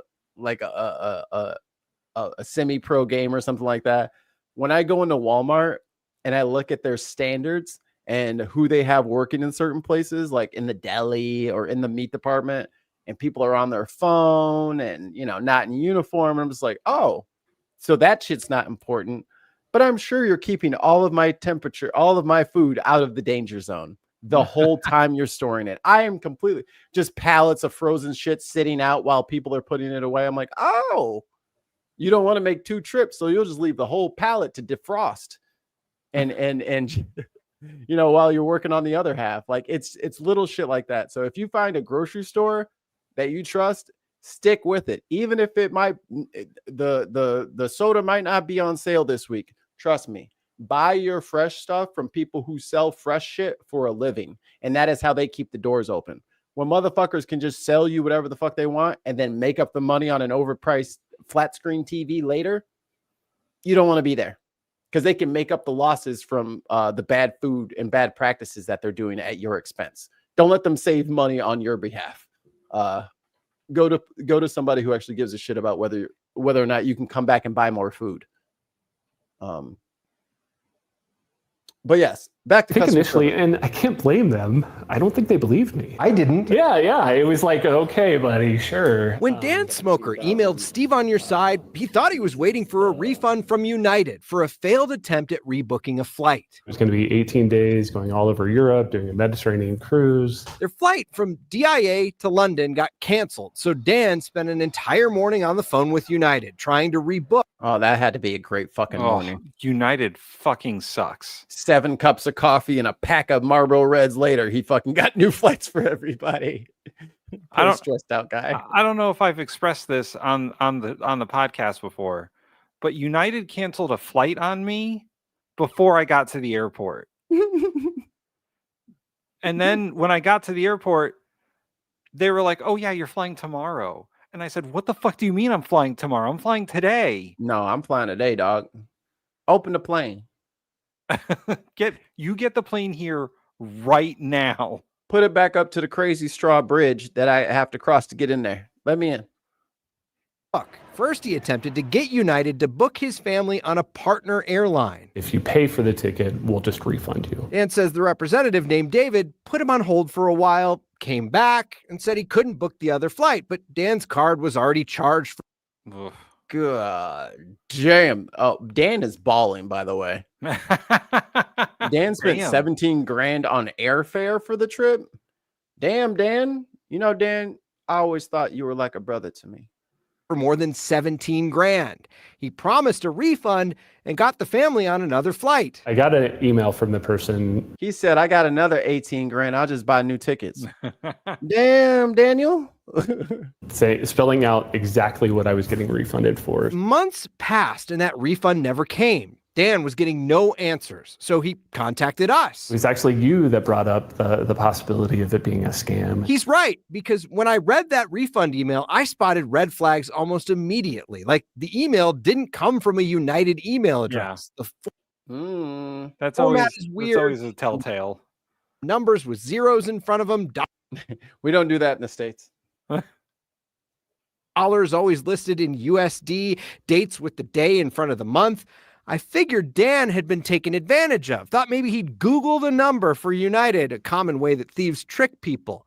But he didn't. I was on with United's official customer support number. Dan's call log shows he only called United's actual customer. Come on, y'all. 1-800-UNITED-1. Even lists a 3-hour phone conversation. Jesus Christ. Dan was going through it, y'all. Dan had at 7:45 a.m. So he was on the phone till lunch. Damn, Daniel.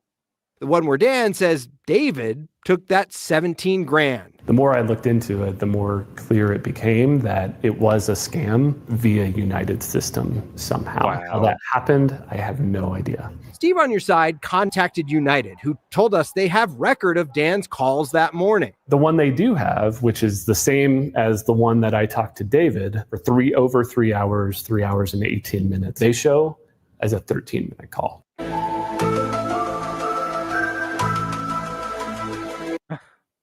Then who the fuck was I talking to for 3 hours? If United says the call was 13 minutes, who the fuck did I talk to for the other 3 hours and 16 minutes? What are we talking about? What? And they say that at that point, I had dropped off and they don't have any further recording. But Dan's call log shows that call continued for hours. I got put on hold by that person. It was a female. And then the next person that come back was David. United did tell us the number David left in that refund email called into their call center too the same morning, which makes sense. David is ultimately the one that got us on the flight via Newark, that got us to London. Dan's credit card statement shows a bunch of charges marked as United for seat upgrades on the flight they eventually got on. But it also shows that $17,000 charge to a generic company called Airline Fare. Oh, God. Dude, so this David guy hijacked the system and then charges dude $17,000. I like how he bought more tickets. I would be like, we are stranded here until we fix this. What the fuck are you talking? My vacation is ruined. I don't have another 17 grand. David, homeboy was just like, that's cool. Dan's like, that's cool. We'll just fly with somebody else. But can I have my money back? Jesus. I did dispute the charge with my credit card. You know, it's not even about United paying Sir, we saw your pictures in Ibiza. We are not refunding any of this. the $17,000. Dan just wants to know how he called United and got David. Oh, no. A United spokesperson told us that they've been in contact with Dan and they're now reviewing the matter thoroughly, though they wouldn't tell us more about how that call ended up getting to David in the first place. And Dan told us today, the representative he's been working with said that they won't be able to share any details of any security investigations with him. They don't want to say. They don't want to say they got fucking hacked, man. Yo, the scammers stop going to like text you bullshit. Oh, and also I get those text messages all the time because I guess the person who had my number previously donated money to fucking Nikki Haley, and that fucking phone number has gone out to hundreds of scammers. I get probably 5 or 6 texts a day saying the new job opportunity of a lifetime is just around the corner. Text me back at whatever the number is or whatever. Like, it is constant every day. Yeah, that is one of the drawbacks of the food truck having my phone number is that I get constant phone calls about my Google listing and companies wanting to like fix my Google listing or improve it or whatever. I'm like, go the fuck. Oh, I don't even pick up anymore. Russell smells what I'm cooking over here. Yeah, maybe fucking Kevin is like, he works for United and he's trying to skim a little off the top. I mean, $17,000 off the top. You mean David? Yeah, David. David transferred that call straight to homeboy. Said, "Hey, I got one coming. Okay, you ready? Ready? Here we go. All right, here we go." Yeah, it could have been a multi-person operation for 17 grand, split 2 ways. Yeah, for 3 hours work. To fuck with a guy for 3 hours. I forgot what this was, but I flagged it for us. We've talked to tell us a routine night of shopping along Michigan Avenue led to handcuffs and humiliation. Sitting on the curb while officers combed their vehicles, Probably tons of mice. these drivers argued they were pulled over not for breaking the law, but for the color of their skin. Now, new records obtained by the ABC7 I-Team show city oversight officials warn police leadership about that same pattern we reported on, centered around a very specific group of officers internally called the 1863 Tactical Team. I wear your seatbelt, I'll turn your signal, okay? I got a seatbelt. 93 seconds. That's all it took from the traffic stop to his car searched and handcuffs locked around Lamorris Bell's wrists. I felt violated and scared. Step up, come on up. Come on out. Driving all black. An officer stopped Desmond Northington for not activating his hazard lights while parked in a loading zone. Come on, y'all. Let me handcuff you. You need these goddamn black, the blinking yellow light need to be on. Come out here and let me handcuff you. You know somebody could have hit this car at 2 miles an hour. He too was cuffed and put on the curb, his car searched. That escalated in just 60 seconds. And I feel like I was profiled. I'm young. Ooh, my man said, I'm about to be on the news. Let me get that fresh cut. I'm gonna need it fresh. Look at that lining. Crisp, crispy like bacon should be. I'm African American. Both of those drivers were eventually released without charge. I thought it was part of Al Qaeda. He had a Yankees hat on with the Dickies hoodie, which is clearly ISIS. He's wearing red or black or green or brown, yellow, blue, camouflage. I guess we can't see the camouflage people, but or citations. They're just two of dozens of drivers who filed formal complaints over stops and searches by the 1863 Tactical Unit here, according. I feel like that's a dog whistle that I just don't know what it is yet. It is. 1863 is the Civil War. Come on, y'all. If we're It's going right by years, there. if we're going by years, 1863 is smack dab in the middle of the Civil War. Confederate bitches. According to new records obtained by the I-Team, their attorneys call it a. Oh, yo, and this is the other thing. So here, according to new records obtained by the I-Team. So I mean, my car doesn't do this already, which is pretty great. But if you had, I wish I had a car. Oh, you know what the Mini Cooper does, where you have the little pull-up thing to unlock the door. Oh, yes. Just smooth that bitch out. Yeah, for sure. Just take it away. I don't need it. I could always open the door and it'll open up for me because I'm the driver. I'm just take that little pull tab. I'm gonna just take that off of there. Just unscrew it from its base. Just take it out. Yeah. Don't nobody need to be unlocking my door through the open window. What you need to do that for? I never trusted that shit. Why is that even there? So cops can do this bullshit. Take that tab off of there. Yeah, 1861 to 1865. Yep. Yeah. Good call.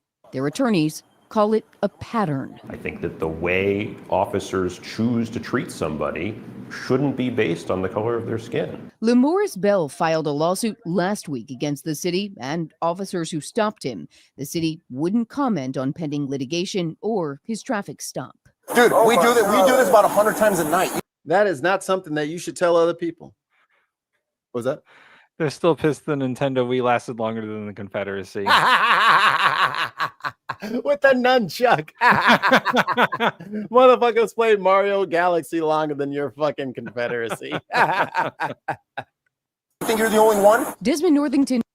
Like this is so telling. Traffic stop. Dude, we do this about 100 times a night. You think you're the only one?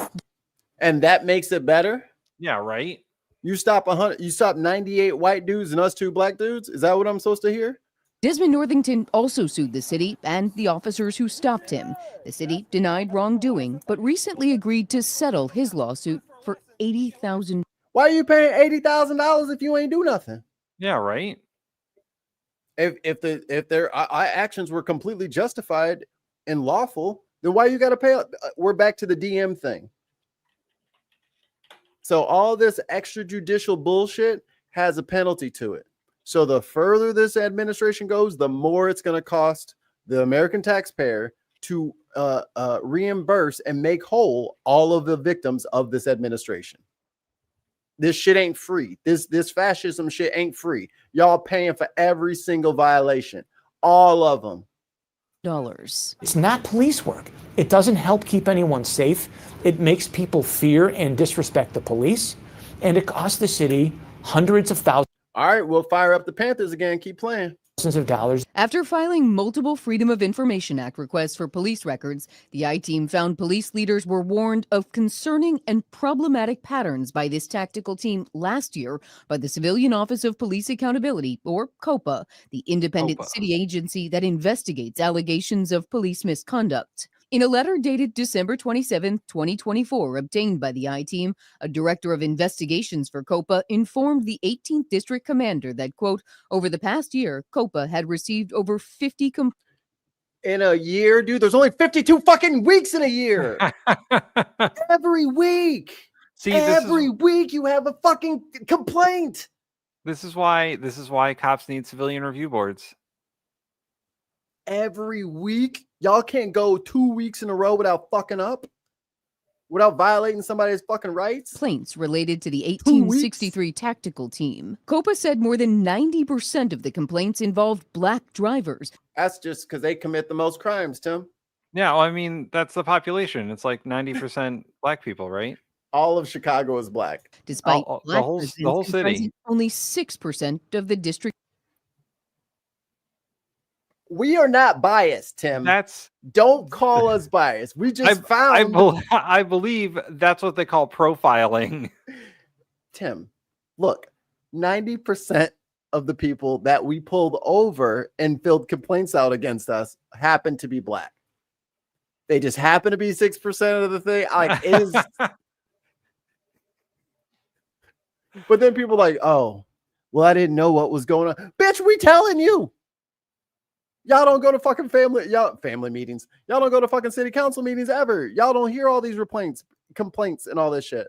Black drivers, despite black residents comprising only 6% of the district's population. The letter said that while some of the stops may have been justified, the racial disparity may be indicative of implicit bias and or racial profiling. Some of 1863's members have histories of complaints, COPA noted, that led to discipline. Marsh says he only recently learned of that letter. I think this is a bombshell. They know that what they're doing is unlawful. They've been disciplined for it before. They're continuing to be disciplined. This is a pattern of behavior.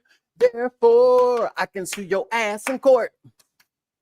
You can't keep doing shit. If you get told that what you're doing is wrong and you do nothing to curb that activity, nothing to stem the behavior, you're gonna get sued because this is systematic. This is systemic. For it. The I-Team found no formal response by Chicago police to COPA's specific concerns last December, but in a letter addressed to the agency leadership nearly 3 months later, Superintendent Snelling referenced the 18th district letter and requested that per city rules, all further communication go through him rather than directly with district leadership. The Chicago Police Department declined a request for an interview. In a statement, a spokesperson said, in part, traffic stops are only conducted when there is reasonable articulable suspicion that a person is about to commit, or has committed a criminal offense. Tim, somebody could have plowed into the back of his truck at 1,000,000 miles an hour if he didn't have those fucking yellow lights flashing. You know, the shit like this happens everywhere, man. It happened in Connecticut a few years ago. The state police were sued because they were pulling over black people at such a high rate. They had to make up fake tickets for white people so they didn't look like they were profiling people. Yeah. They had to dilute the numbers a little bit there. It's getting a little, ooh, this is one-sided. Ooh, shit. Like, it's ridiculous. Whole department. It's not even most of the department. In fact, here, it is, I think there is a clear problem with the 18. Now, I want white people to remember this when they say, look, they'll just try to redistrict it so that the white people will have a voice.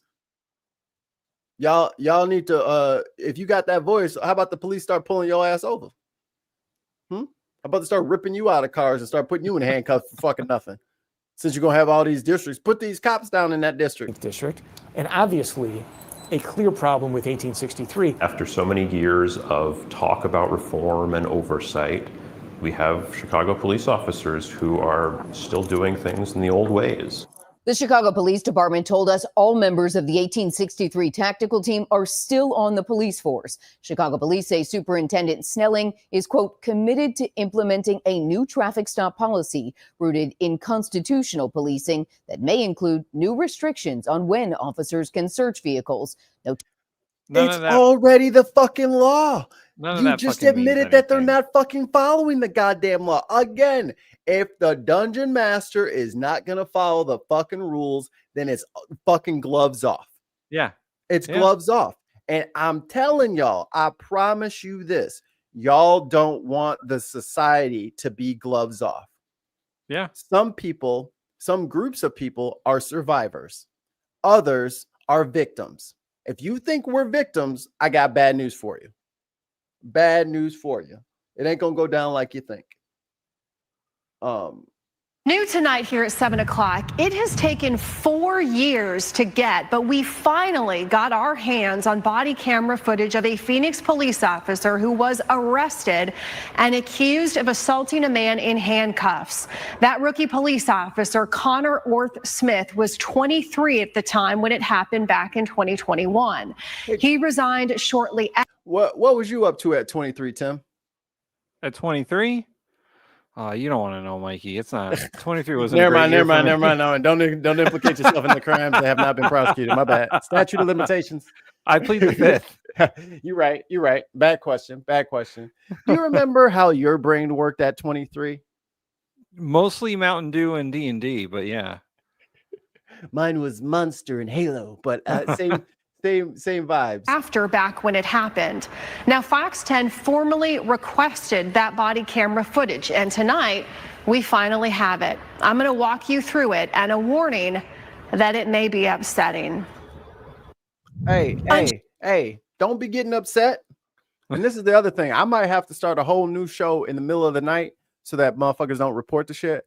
But we're going to watch body cams. Because I want people, because people always act like I'm such a reactionary and he just wants everything to be. No. Y'all don't know the score of the game, is what I'm saying. Y'all don't watch. There are probably 2,000 different cases where I can go into YouTube right now, pull the body cam of it, and you throw up. Yeah. That's only getting pushed further down the list because they get a new 50. I mean, they got what, 50 complaints in a year. And they're all like this. But guess what? The difference is back in the 80s and 90s, they would just club you upside the head, put a blunt or some shit in your car that they took from somebody else. Like, I can show you the videos of that. I was going to do a very special episode all about one guy in particular who had at least 12 convictions thrown out, drug convictions thrown out, because he was planting drugs in the people's car, and it got picked up on his fucking body camera. He was so good at it, he thought he could do it with the camera on. And you can see the motherfucking little white baggie of a white powdery substance inside the glove. And then you see him pull it out of his glove and throw it in her seat. It's just sitting on top of the seat. That's fucking. She knows she's getting pulled over by the cops, and she leaves the baggie of drugs where he can find it. Coincidentally, all these people go to jail. They all get drug tested. None of them have even done drugs, or they don't have any in their system. They might have had previous drug convictions, but they have none of this shit in their system. Right. But this guy magically finds drugs on people. Welker was his name. I might do it. Because y'all really need to understand that as much as everyone wants, and inside their brains they want people, black people and poor people, to be exaggerating about their claims about how fucked up this policing system is. It is not an exaggeration, and everyone kind of, oh well, what can you do?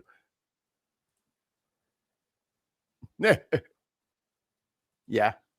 July 16th, 2021, Phoenix police officer Connor Orth Smith responds to a trespassing call at a local hospital. 2 security guards already have a man face down on the ground. Orth Smith goes over to help and puts the man in handcuffs. Orth Smith comments that the man is obviously drunk and then places him in the back seat. The security guards explain that the man tried to access an area of the hospital that was off limits. What area do you think that was, Tim? The place where they hold all the drugs. The pharmacy. That's what I would have thought. Yeah, but yeah. it wasn't. He was waiting to be seen as a patient. We took him in the back to process him. Right. He barged through the back, actually. He just ran? He just barged through the back. He barged through the back. The security guard said that they grabbed a cold 40 ounce off of the man, indicating that the man had been drinking. Now, they wouldn't press charges. So, I mean, he's in a hospital. I mean, maybe you're not allowed to drink in there, but it's not illegal. Yeah. He's not in public. Orth Smith is offering to drop the man off somewhere. I'm not here to argue with you, right? I'm here to get you off the property. They don't want prosecution. They're letting you go. Where do you want to get dropped off at? The drive continues. The man asked to be taken to a mental institution in Avondale. Okay. Okay. Mans recognizes, hey, I'm in crisis right now. I'm not myself. I'm hearing things. My inner monologue is all fucked up right now. I need to get to where I need to get because I'm not feeling right. Okay. Smith says he's not driving there. Tension builds. CBI. Well, he out of gas money, right? Why you asking where you want to go? He gets that gas for free. There's a filling station at the police station. Why you ask him if where he want to go if you're not gonna take him? Yeah. He's like, yo, can you drop me off at my baby mama house so I can fuck one more time? No, that's not what he asked. He's like, can I go to the mental health institute or institution? Can I go get some actual help? Yeah. Because you as a police officer are not equipped or trained to deal with this situation. Or I drop you off on the side. 105th in McDowell. I drop you off. He gave you the motherfucking cross streets. 105th in McDowell, motherfucker. He knows exactly where it is. He's just asking to go there. On the side of the road, or I take you to CBI. Pick one. The officer pulls over at a gas station near 99th Avenue and McDowell, and that's when things escalate. Hey, so you can either get out of my car the easy way. Look at him putting gloves on. Yeah, or so you're getting your there's no fucking evidence. That's so they don't get blood on their hands because, people could have AIDS or any kind of bloodborne diseases. And he would hate for any of that to touch him. Get out! Orth Smith grabs him and pulls him out of the vehicle where he falls. He uncuffs him. Then the officer walks towards the driver's side of the vehicle, and the man comes towards him. That's what the cops are supposed to do. Drop you off in the dirt next to the gas station back by the semis. Yeah. And tell you to fuck off. Fuck Protect off, and serve. he says. Protect and serve.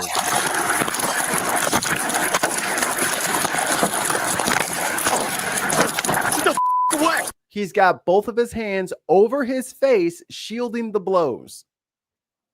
Yeah, This that is a cop guy's beating going a fucking. person. That guy's going fucking Goku on him. Orth Smith calls for backup and a Yeah, he needs someone else to help him beat the shit out of this guy. supervisor. While the man is on the ground, the officer goes back to him. Get the over. You. Literally defenseless on the fucking floor. In the dirt. His face in the dirt. In the gravel. Punch him in the back of the head. That's fair in UFC. Oh, wait. Not even the trained combatant sport allows you to fucking rabbit punch people while you're over the top of them. Oh, Jesus Christ.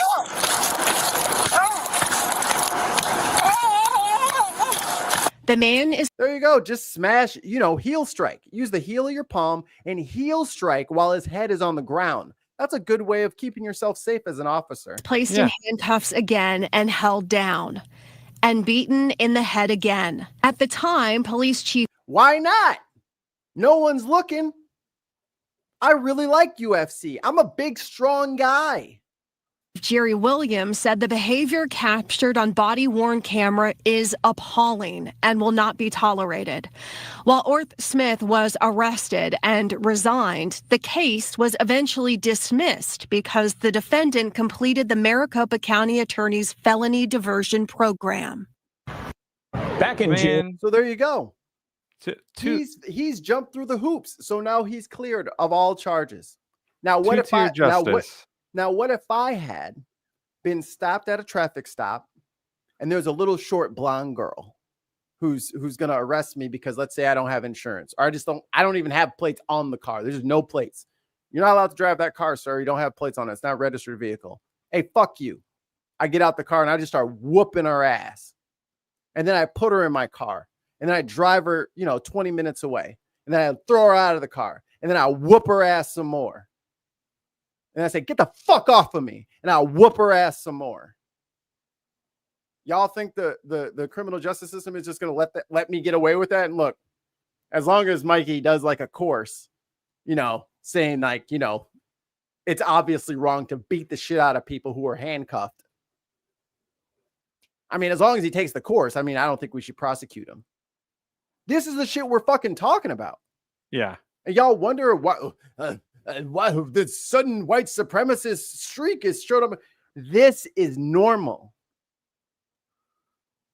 As for who, yes, person impersonator, that is normal.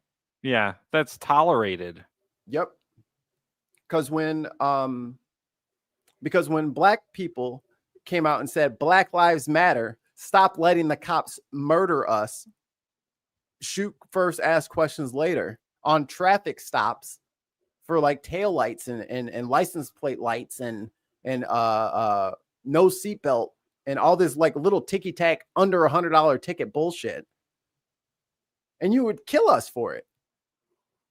So we said, hey, stop fucking killing us. We record and everything everywhere we go. Anytime we anywhere near y'all, we record the interaction.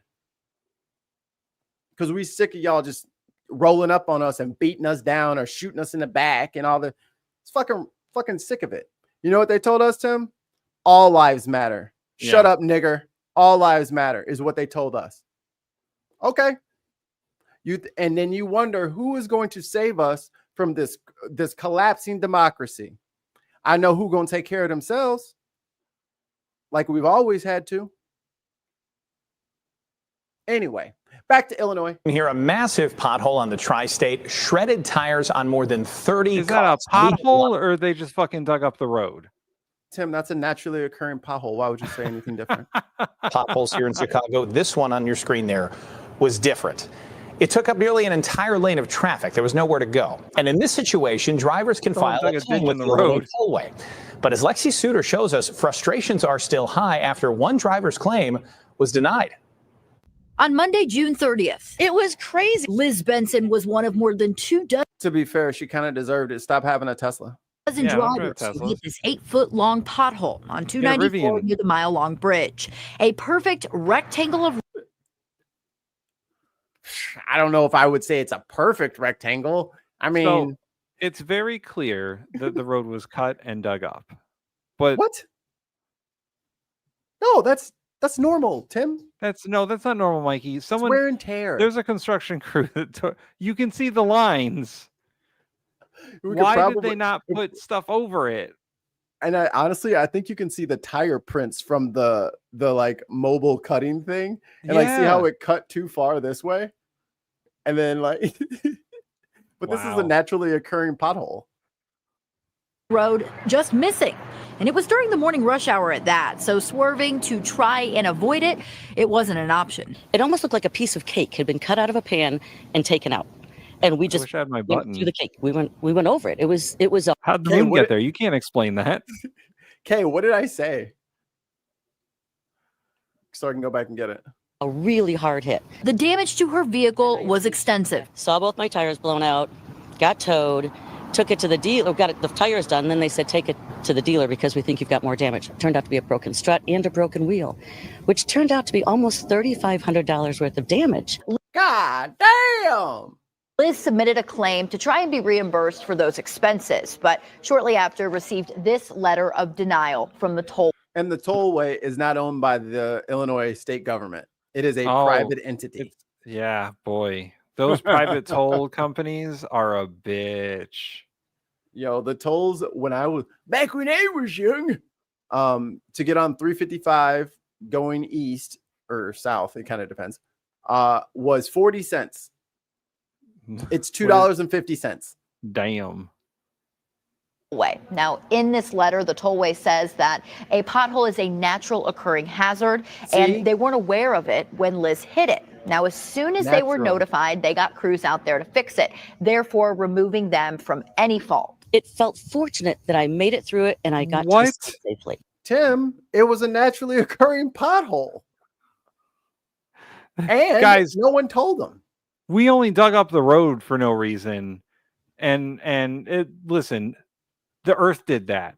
We didn't do it. The earth did that. We have snow and rain and precipitation, and it can erode the structural integrity of the road sometimes. It just iced and snowed and sleeted and hailed in that exact rectangle.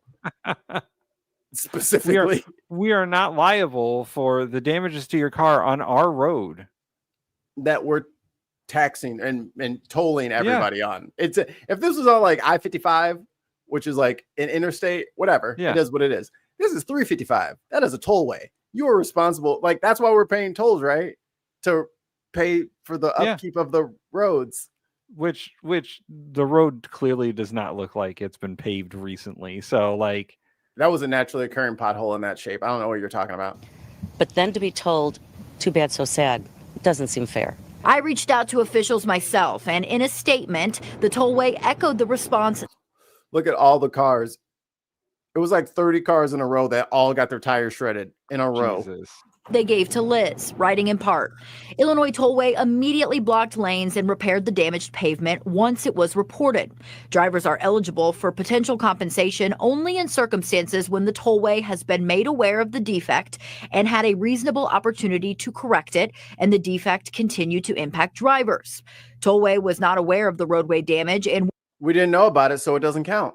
Jesus Christ. Worked immediately to correct it. Therefore, it is not a circumstance where individuals would be eligible for potential compensation. It just doesn't seem fair. It wasn't a pothole. It was not a naturally occurring event. Yes, it was. It always potholes are always perfectly regular polygons. Everybody knows that. Suter, NBC5 News. Look. And it was all like the same depth too. Like, potholes are always all the same depth all the time, right? I mean, Tim, look at this. Does this?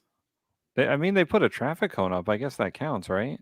Does this look like someone cut it with a fucking saw? Yeah. I mean, does that this looks exactly like what? Also, ignore this line. Ignore the line right here that shows that the saw just said, "Fuck it, we're just gonna cut until whatever." Like, what? Just gash this motherfucker right the fuck up. Just cut right through No, that's her fault. I do like I assume these are like tollway employees. I like how they're all standing there like, so you guys all agree that we didn't do this, right?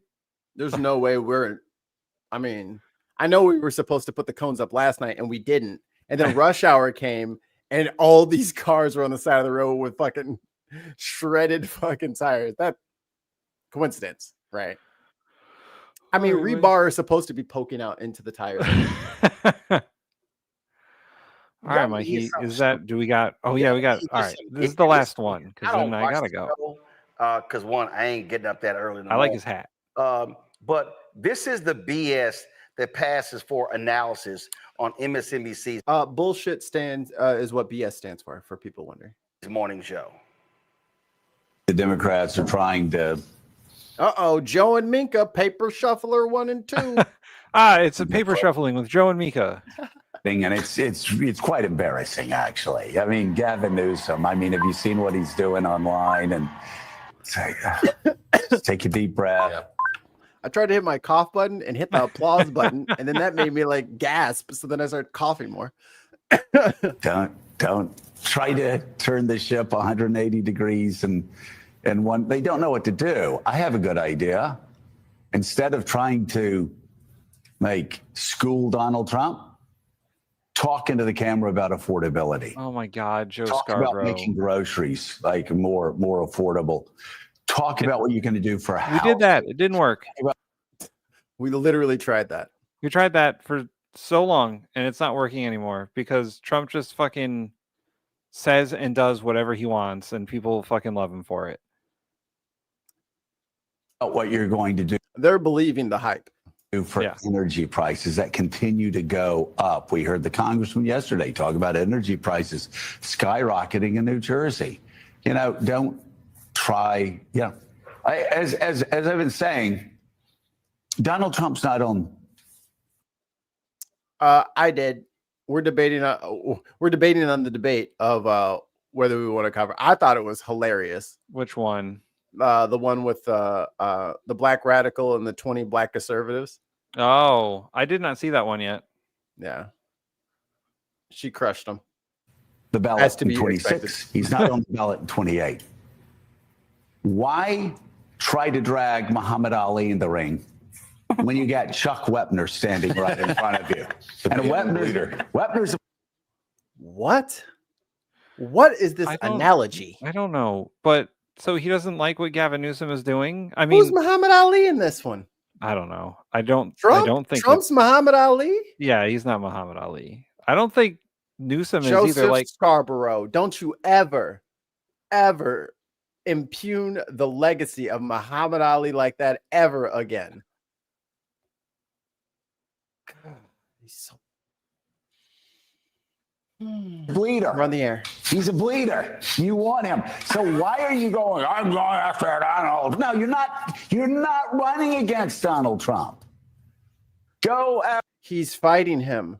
Something you would have no idea what it is because you went down to Mar-a-Lago to kiss the ring so that you didn't go to jail for fucking reporting poorly on him. So I largely don't agree with a lot of the things that Gavin Newsom does because he platforms white nationalists on his fucking podcast. And I think the Trump stuff is a little juvenile. However, it appears to be working. And if it works and it's going to aggravate Donald Trump and it's going to throw him off his game, fucking do it, man. Like Gavin Newsom's not a perfect politician. He's got problems, but I can't fucking stand the guy, but he's effective. But he's doing something that that people haven't tried before. And if it works, it fucking works. It's worth the fucking effort. This sit back and wait for the Republicans to snap to their senses and then impeach Trump is moronic. They are not going to do it. It's already changed Trump's behavior. He stopped posting in all caps until the end of that message. I was going to say something, but I was recording you. He had to start talking like a regular person because he didn't want to be part of the meme, but then it kind of he forgot. It took him a long time to get that message together. He couldn't maintain his attention that long. After Tweedledee or Tweedledum. Chuck Wepner, a bleeder, go after him. No disrespect to Chuck Wepner. Yeah, all due respect. Of course. He kind of held in there long with Inspired Rocky, many people say. I think Man, I'm gonna have the record button on hand because this is gonna be good. Okay. I literally have no idea what the hell he's talking about. Oh, he did not disappoint. Did not disappoint. Can I turn it up? Enhance. I need a loud clip of that. That is so good. No idea what the hell he talking about.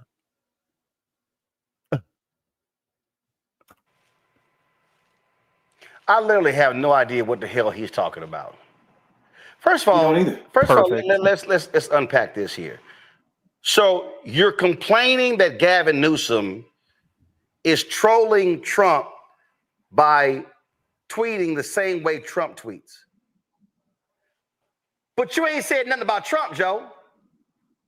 And aren't you the same Joe Scarborough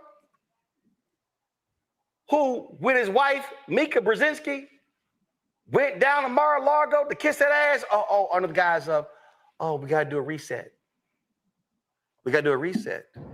I'm talking to you. Joe Scarborough. I'm confused. So, Joe, you want Gavin focused on policy, but Trump gets to do his antics, and that's good?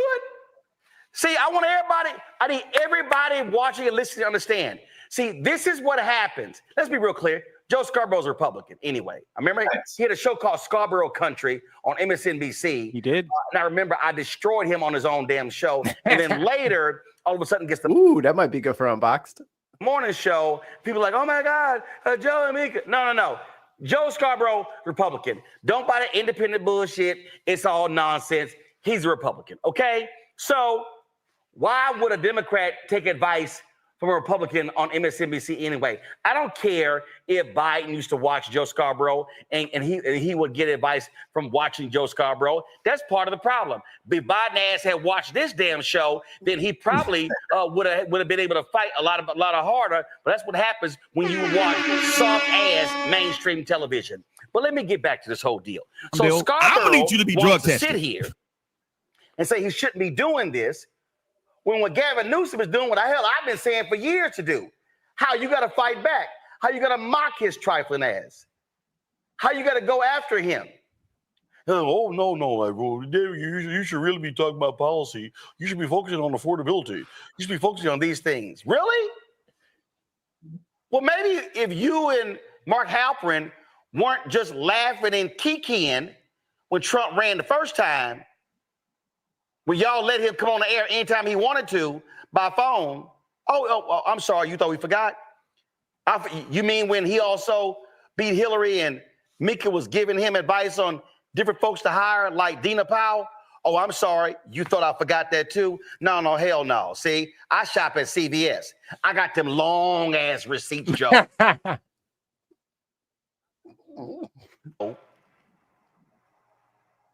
See, what y'all got to understand is this is the BS that comes out. And so the Joe Scarboroughs of the world, they want Gavin to be the fine, upstanding, don't say those things, don't do those things. But then we got Cray Cray over here, and they laugh and kiki and think everything is good.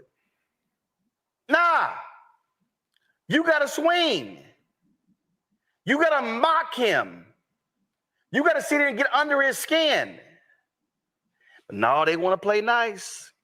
That's what they want to do. So y'all got to understand, this is why I keep telling y'all why it's a bunch of these shows you shouldn't waste your time watching. You are giving your eyeballs and your ears to shows that really don't give a damn about you. Robert just laid it out. Just going to use that for our intro video. Hold on. Yeah, that's a good one. I keep telling y'all why it's a bunch of these shows you shouldn't waste your time watching. You are giving your eyeballs and your ears to shows that really don't give a damn about you. Robert just laid it out. We are literally in a war. And when you are in a war, you use every tool that you can. So ignore Joe Scarborough. Gavin Newsom tossed his advice in the trash can because it ain't worth nothing. And in fact, I dare say part of Democrats' problem today is because y'all been doing more damn listening to Joe Scarborough, and y'all should be listening to the folk who come on this show because we giving you the real as opposed to that Republican light stuff, which ain't doing nothing. Because I'm going to tell you right now, Joe Scarborough ain't breaking down the defunding of Black America on Morning Joe. Tell me how in-depth Mika, remember her Women Lead or whatever the hell that thing was in her book?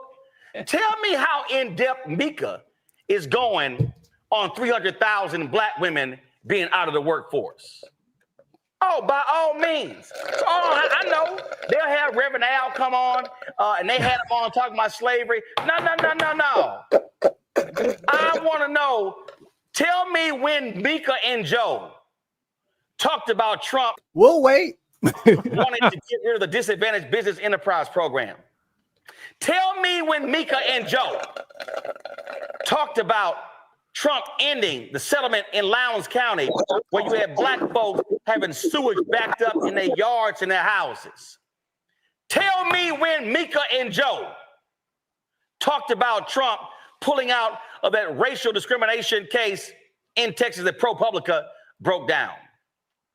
Tell me when Mika and Joe talked about the attacks that we're seeing on African Americans left and right. In fact, if you understand, tell me when Mika and Joe are talking about the new attack. You got this historic black woman, Lisa Cook, on the Federal Reserve, and Donald Trump put out, go to my iPad, tweet, Cook must resign now. Y'all in trouble now. The motherfucker just said, go to my, as soon as he said, go to my iPad, you know they in trouble.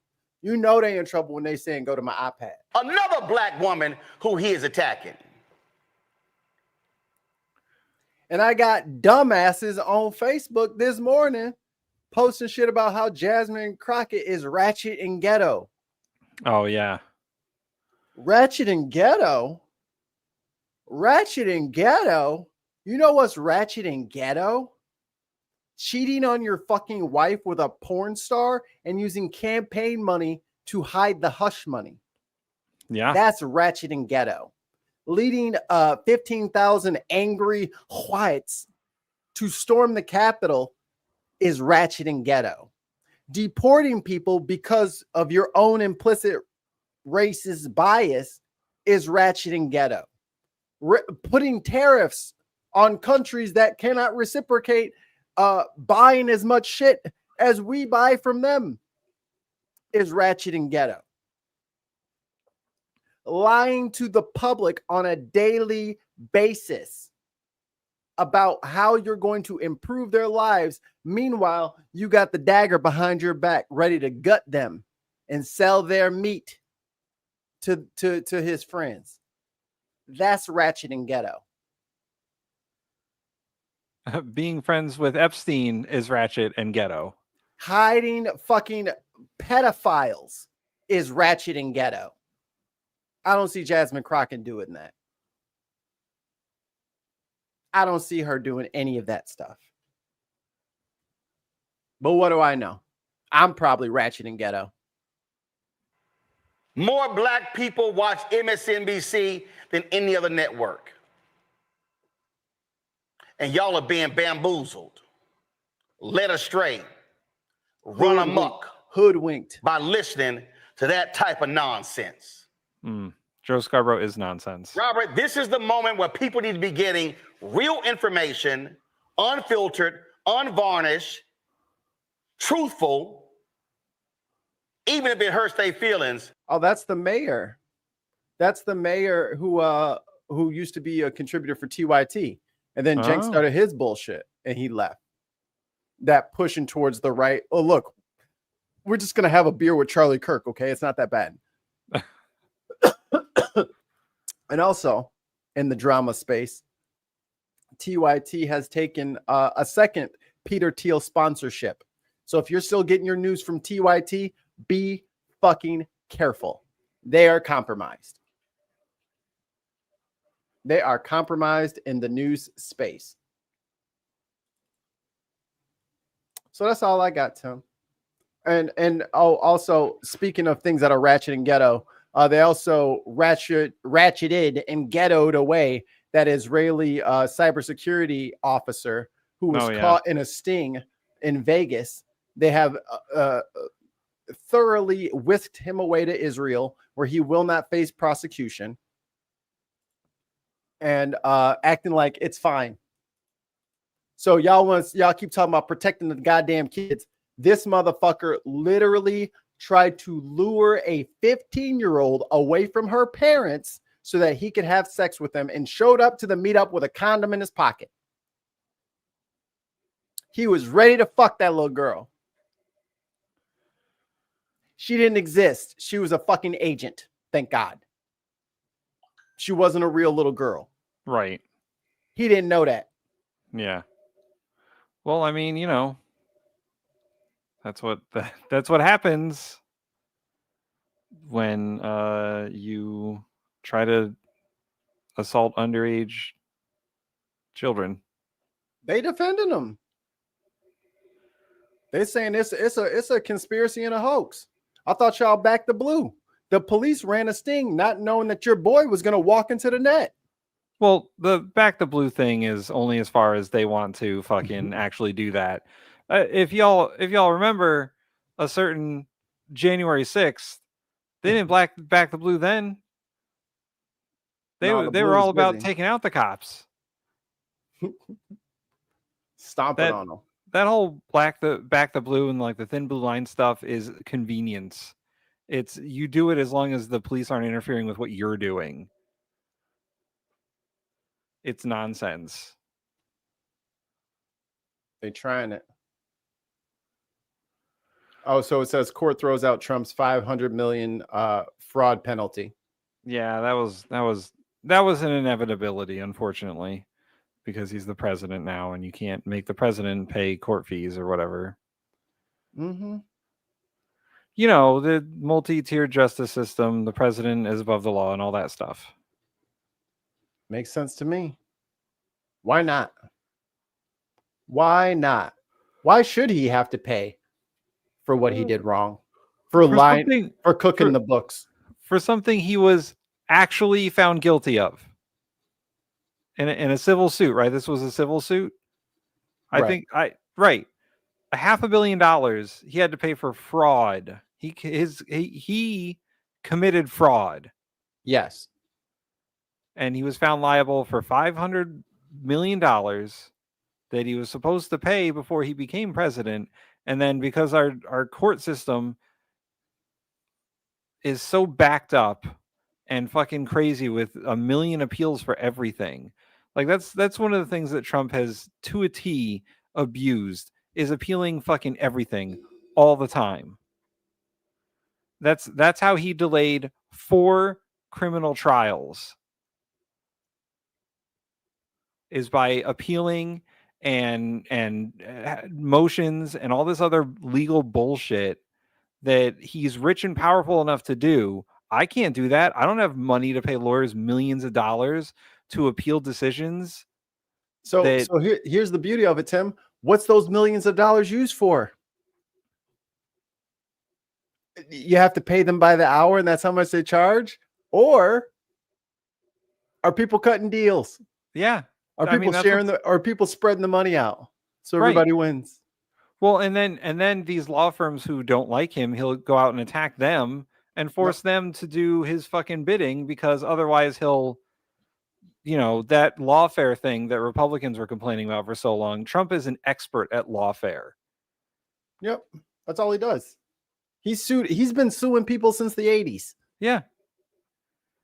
Since the 80s.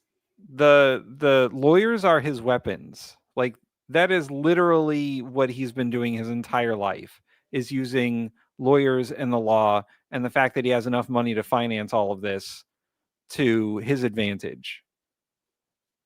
He needed Elon's money at first, but now he done got his crypto thing. He got a little bank of money going.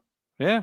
And then if they ever get these tariffs enforced, he's going to be pocketing all that money too.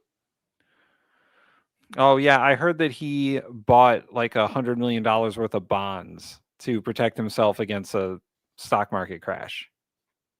It's only smart. He's just a smart businessman. Yeah. He's taking y'all shit. Yeah. He's emptying out the cupboard, the silver drawer. Yeah, and then he's protecting himself against the shit that he's causing. He's diversified. Yeah. And why do y'all think all these troops are in DC? Yeah. It's not to get rid of all the homeless, really. It's so he can take over the city. Yeah. Mm-hmm. They're attacking the president. Quick, get into your positions. That's what this is. That's what this is. All right, Mikey, we should land the plane. Fine. We got a whole nother show to do tonight. That is true. What show is tonight? Unbox Politics. What the hell do we do on Unbox Politics? We review political content. I hear this is an Ollie exclusive. He has chosen all the videos for this one. I've seen one of the videos, and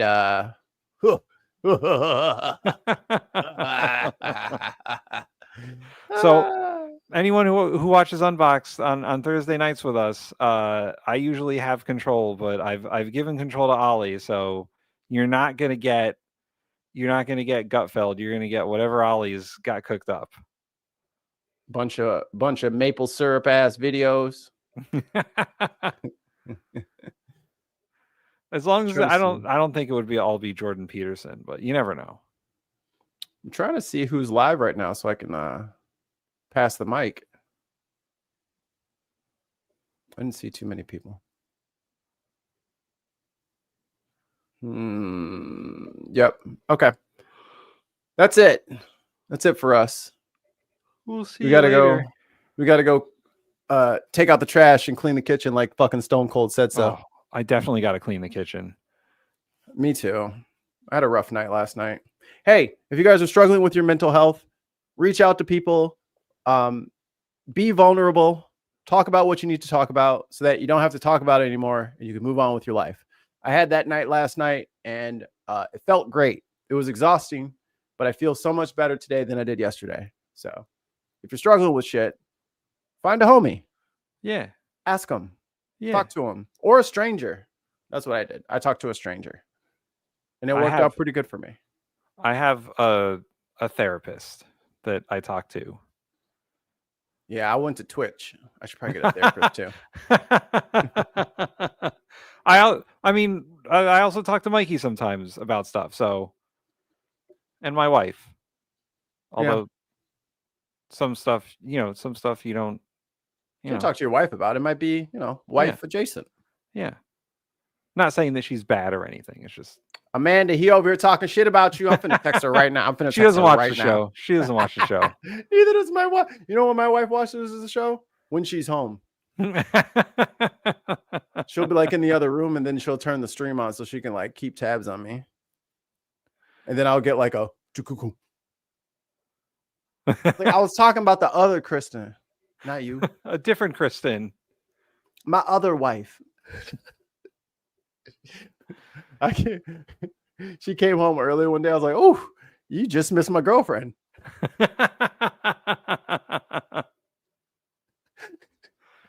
She does. I ask my wife where she goes every day. She's like, "Oh, I go to see my other family." Right. We know that they couldn't manage another family without us. Someone would have to take out the trash over there. Exactly. Well, Mikey, let's go clean our kitchens so our wives don't yell at us for being lazy, like Stone Cold said. And that's the bottom line, because Stone Cold said so. Drink your meek. I love you. Meek. Drink your meek. Drink that meek. Drink that